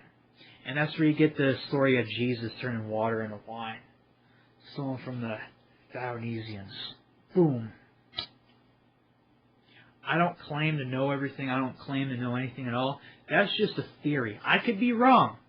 I could be very, very wrong, and the Dionysians could have literally been goat fuckers and could have just drank wine off their asses because their water was literally shit, and they had like no sanitation system, so they had to drink alcohol all the time because that was the only clean thing there was to drink. And all my theory about them turning their water into wine through use of spiritual practice could be bullshit. And Johan August Elm could be full of shit too. But his argument is pretty fucking solid, it's pretty fucking strong. And I'm gonna fucking say that my theories are strong too. Continuing on, the narthex is a symbol of the spine. Marrow of different soul centers are angry. The interpretation becomes more likely. A remark in Plato's Phaedo on the subject of purification. Oh! I'm actually further than that. The thyrsus mentioned by Plato above was a staff wielded by Dionysus, wielded during the ceremonies of the Orphic initiates of the Dionysus cult. It consisted of the stalk of a narthex, sometimes with a pine cone or bundle of ivy leaves attached on top. If the narthex or thyrsus, is a symbol of the spine, then it is indeed true that many who carry the thyrsus. However, the real bacchantes, the initiates who have received both initiation and purification, are few. I remind the reader that the Phaedo and Timaeus were two Platonic dialogues thought most indebted to Pythagoreanism. In the most specific quote above, Plato refers to those concerned with the mysteries. The Bacchic mysteries were intimately connected with Pythagoreanism. Philolaus, quoted earlier in this appendix, is even believed to have written a book entitled the Bacchae. Plato also expresses the idea that the functioning of the human body is a result of revolutions or orbits of the soul. Further, these revolutions are bound to the movement of the collective or universal soul, as if the orbits are bound within a mighty river. As Plato says, this imagery of how the motions of a river binds the orbits of the soul should be compared with the breathing mechanism in the Phaedo and the outflow of underworldly rivers in the Pherecydes. Plato explains that at birth these revolutions all get confused within the newborn because of the bodily sensations, and as a result, the newborn is dumbfounded to the point that it lacks proper intelligence. Simply put, the soul becomes forgetful. However, Plato promises that, with the passage of time, their revolutions are set straight to conform to the configuration each of the circles takes in its natural course. They then correctly identify that is the same and what is same and what is different, and render intelligent the person who possesses them. And to be sure, if such a person also gets proper nurture to supplement his education, he'll turn out perfectly whole and healthy and will have escaped his most grievous of illnesses. But if he neglects this, he'll limp his way through life and return to Hades uninitiated and unintelligent. Note the similarity with the previous quote. Both deal with the difference between arriving in Hades uninitiated or arriving there initiated. It seems likely that Plato used the narthex as a symbol of the spine, the central channel. Couple this with what Plato said about his best teachings, those on the highest principles of nature, that he said would never explain in writing, and what he said about how the knowledge of those truths would dawn on a person. For this knowledge is not something that can be put into words like other sciences, but after a long continued intercourse between the teacher and pupil, a joint pursuit of the subject, suddenly like a light flashing forth when fire is kindled, it is born in the soul and straightway nourishes itself. He says it is born in the soul, like a fire flashing forth. Plato's different souls are increasingly pure the further up the body they are situated. Now the ideas about catharsis should be remembered. There can be little doubt about what Plato is describing is about how catharsis flashes through the body, precisely the way an Eastern yogi might describe it. Again, I wish to stress that this only is to be expected, since this quote is quite objective. People who do experience insight that way, the truth comes as if almost out of nowhere. It seems to touch something in you, which excites you or leaves you inspired. Also, things that are realized this way tend to stick in the memory. They are not forgotten the way parroted knowledge is. Instead, the truth straightway nourishes itself, as Plato says. Knowledge that is born this way, in Plato's terms, a remembrance of forms, an overcoming of forgetfulness that harmonizes and sets straight the orbits within our souls. The knowledge is not learnt, it is discovered, or rather, it is uncovered. The Greek word for truth being aletheia, literally unveiling. Empedocles instructed a student that he should press down the words of Empedocles' poem beneath the diaphragm. Then, if the student would keep his awareness fresh and stable, the world, the sun and the moon, the stars, everything around that student would testify that Empedocles' teaching was not lacking in wood. The teaching would then grow like a plant within the student. Again, this is the very same idea that expressed by Plato above, but perhaps even more to the point. The teaching cannot be understood by purely cerebral means. It has to be pressed down to the lower animal soul, Only there it can take root, sprout, and grow into dawn. It can grow to dawn. Tongue twister here for me. Only there and then can it take root, sprout, and grow to dawn on the intellect. Clement of Alexandria quoted Empedocles as saying, "Perverse people make a habit of disobeying their superiors. You, though, perceive, just as the pledges from our muse, command after splitting what I am saying in your entrails." Based on the style of that quote, it would seem that the words were quoted from On Nature, same text wherein Empedocles begged a student to push down the teaching beneath the diaphragm. Once the words have been pushed down into the abdomen, they must be split in the entrails. Clement of Alexandria referred to this quote in a passage where he discussed the symbolic meaning of grafting new roots onto trees. One type of grafting involves sliding the new root shoot in between the wood and the bark of an existing tree. Clement continues and says, another type involves splitting the wood and inserting the cultivated shoot inside of it. This is what happens in the case of persons who have devoted themselves to philosophy. After their teachings have been split, then the recognition of truth takes place. Grafting a shoot onto a tree in this way, as any gardener would tell you, a process deliberately designed to add to the bulk of the size of wood itself. This explains Empedocles' concern about a lack of wood. Much of the Greek ideas of soul centers survived well into the Middle Ages. To give just one example, I quote a passage from Agrippa's Occult Philosophy. "And there is in man's body a certain little bone, which the Hebrews call LVZ, the brightness of a pulse that is hushed, which is subject to no corruption. Neither it is overcome with fire, but it always preserved unhurt, out of which, as they say, a plant out of the seed, our animal bodies shall in the resurrection of the dead spring up. And these virtues are not cleared by reason, but by experience." Agrippa manages to include the image of a plant growing from a seed, the focus on experience is necessary, and the remark about fire and resurrection, which need to be compared to the alchemical death by fire, behind which looms the Orphic ideas about the same, or the death by thunderbolt.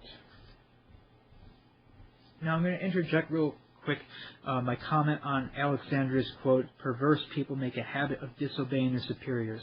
Now this is a far different time here. Okay, so civilization was different from what it was today. I don't think this literally means disobeying corrupt government or disobeying tyrants or disobeying order givers. The superiors meaning the teacher. What this is saying, if you listen to your spiritual teacher and follow their instructions, you will grow up to be a massive oak tree, and you will have an immense amount of spiritual power. This is about listening to your instructor, listening to their teachings and applying it. This has nothing to do with like disobeying government or disobeying man's law or any of this bullshit. "Perceive as the pledges from our muse command after the splitting of what I'm saying in your entrails." Covered it already, having to do with grafting on new stems, new branches onto the tree. Grafting on the roots so that you grow into a super tree. So that's the end of the appendices here. Now we have the bibliography.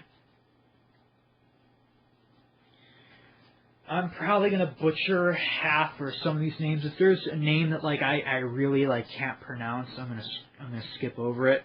But I'm going to do my best to basically name the sources that he's getting all this from. So, Alduri the Mortal, Knowledge in Parmenides and Plato, PhD thesis, New School of Social Research, 2002. Knight in Pre-Socratic Philosophy and Abstracts of the American Philosophical Association, 2003. Aeschylus 1, The Orestia, translation by R. Latimore and D. Green, University of Chicago Press, 1969. Agrippa, Occult Philosophy, Book 1, Cologne, 1533. Apollodorus, Library of Greek Mythology, translated by K. L. Aldrich, Coronado Press, 1975. Aristophanes, The Complete Greek Drama and Frogs, edited by O'Nelly, and J. W. Oates. Random House, 1938. Ashton, A. Musikins in Mathematik, Svenska Forlaget, 2003. Barnstone, W. and M. Meyer, eds. The Gnostic Bible, Shambhala Publications, 2003. Bates, W. Nickerson. The E at the Temple of Delphi, in an American Journal of Archaeology, 29.3, 1925.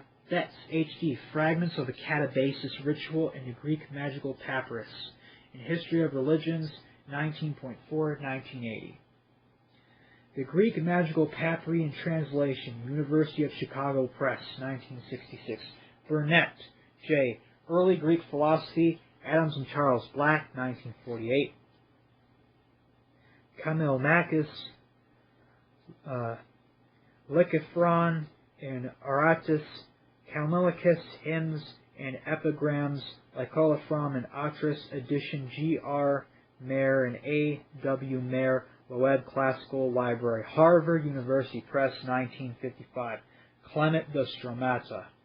Corey I.P. Ancient Fragments of Theology of the Phoenicians, from Sankonatho, London, 1832. Criticlo, K. et al., Homage to Pythagoras, edition by C. Bamford and Lindisfarne Books, 1994. Damasio, A. Descartes' Era, Putnam Publishing, 1994. Duane, Sir Gawain and the Green Knight, translation, 2001. Dueling, D.C., Solomon, Exorcism, and the Son of David, I.N. Harvard Theological Review, 68.3, 1975. Edmonds, R. Myths of the Underworld Journey, Cambridge University Press, 2004. Tearing Apart the Zagreus Myth, A Few Disparaging Remarks on Orphism and Original Sin, in Classical Antiquity, 18.1, 1999. Euripides, Medea.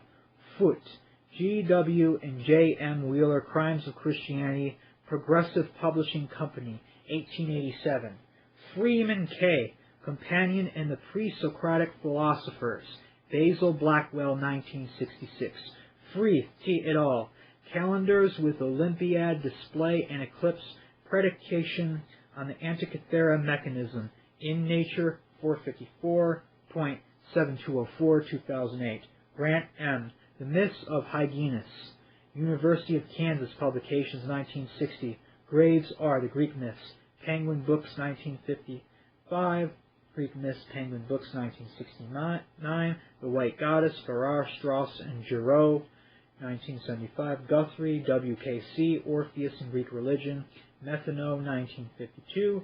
Head, B. The Historia Nemorum, Oxford University Press, 1911. Heath, T.L.A., A History of Greek Mathematics, Oxford University, 1921. Hesiod, Theogony. XXIV to Hestia, Homer, The Iliad of Homer, translation by R. Lattimore, University of Chicago Press, 1961. The Odyssey, translation by W. Shewring, Oxford University Press, 1998. Horowitz, W. The Babylonian Map of the World in Iraq, 50, 1988. E.M. Blycus, De Vita Pythagorica. 2nd John Paul, Apostolic Letter, Rosarium, Virginius Mare, 2002. Janko R. The Derivini Papyrus in New Translation in Classical Philology, 96.1, 2001. The Orphic Poems in Classical Philology, 81.2, 1986. Jan Stagg, T. Tantra, Vajrayana, and Pythagoreanism. ISBN 1902-197112. Philip Marsh in association with Oneros Books, 2003. Again, Jan Stagg, T. and March, Taoism, and Dark Tradition. ISBN 1902-197147. Philip Marsh in association with Oneros Books, 2003. Jennings, H. Ophiolateria, London, 1889. Karen C., The Gods of the Greeks, Thames and Hudson, 2002. Karen O. Ophicorum Fragmentia, Weidman, 1922. Kingsley P., A Story Waiting to Pierce You, The Golden Sufi Center Publishing, 2010. Ancient Philosophy, Mystery and Magic, Oxford University Press, 1996. The Dark Places of Wisdom, Duckworth, 1999. Reality, The Golden Sufi Center Publishing, 2003. Kirk, G. S. J. E. Raven and M. Schofield, eds. The Pre-Socratic Philosophers, Cambridge University Press, 1999. The Pre-Socratic Philosophers, Cambridge University, 1957. Laertius, Diogenes, Laertius, The Lives of Eminent Philosophers, translation by R. D. Hicks, Loeb Classical Library, Harvard University Press, 1925. Diogenes Laertius, The Lives and Opinions of Eminent Philosophers, translation by C. D. Yonge, Henry G. Bond, 1853. Logan A., The Mystery of the Five Seals, Gnostic Initiated Reconsidered in Village Christiane, 51.2, 1997. Lucian, The Works of Lucien Samosa, edition by H. W. Fowler and F. G. Fowler, Oxford, The Clarendon Press, 1905. Nonos, Dionysia, edition by H. J. Rose and L. R. Lind, Loeb Classical Library, Harvard University Press, 1965.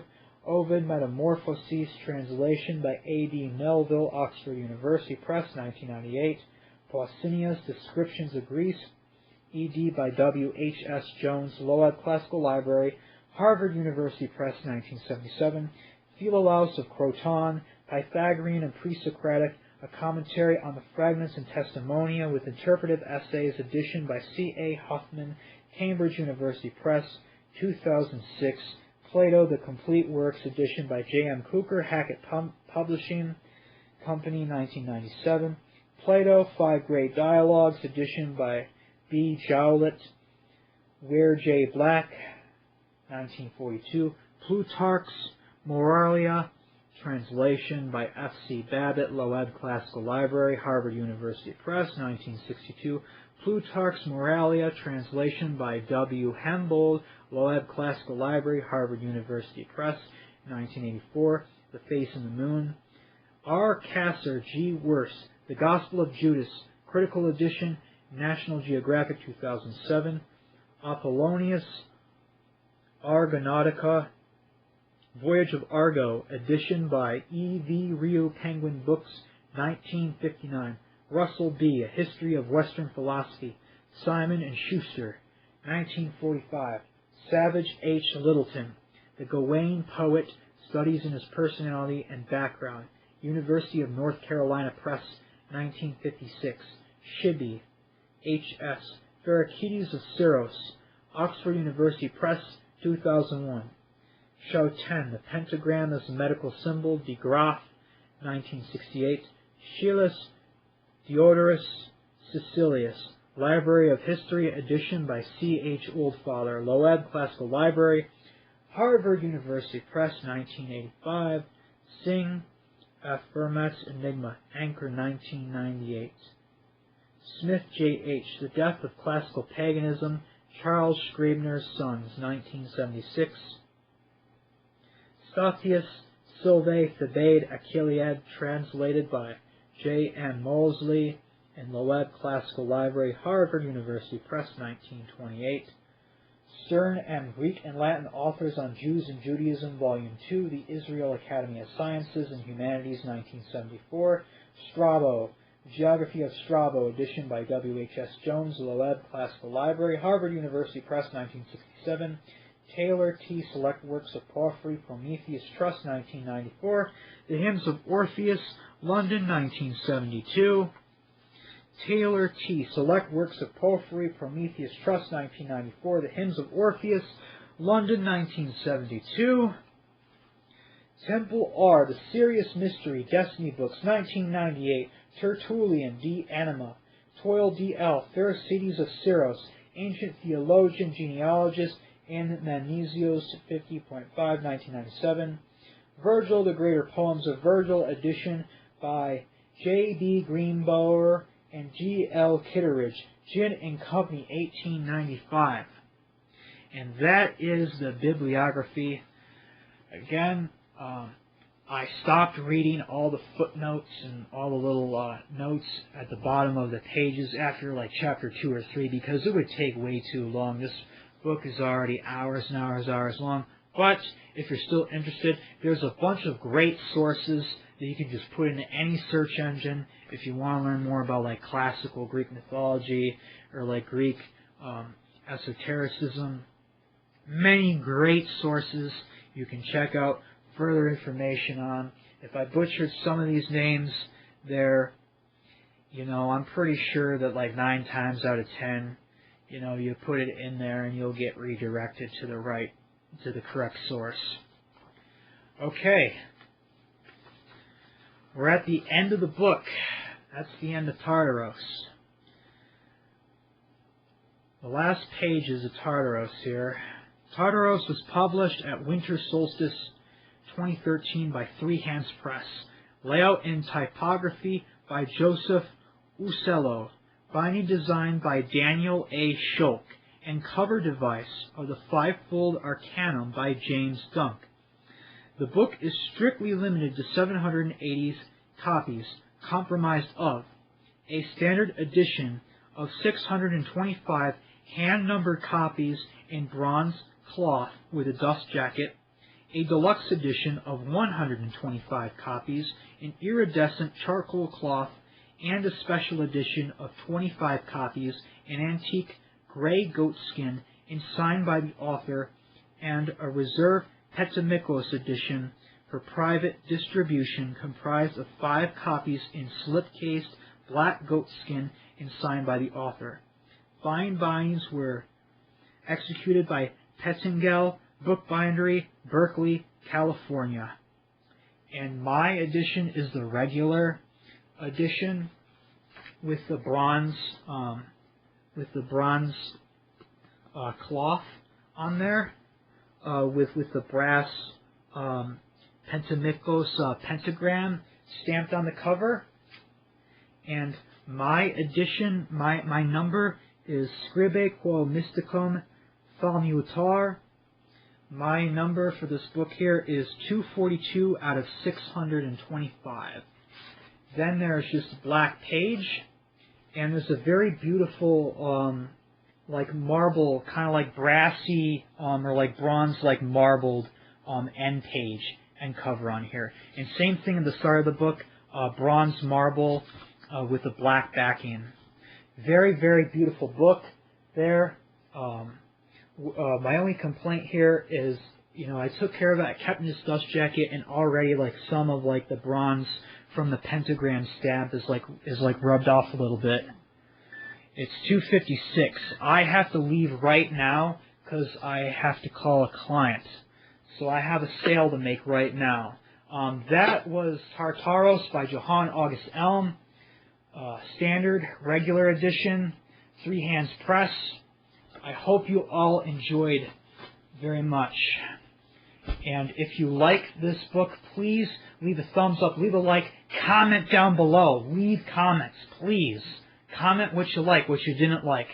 And any book requests. I'll be doing more books. I'm going to be going through all my Martinet Press books.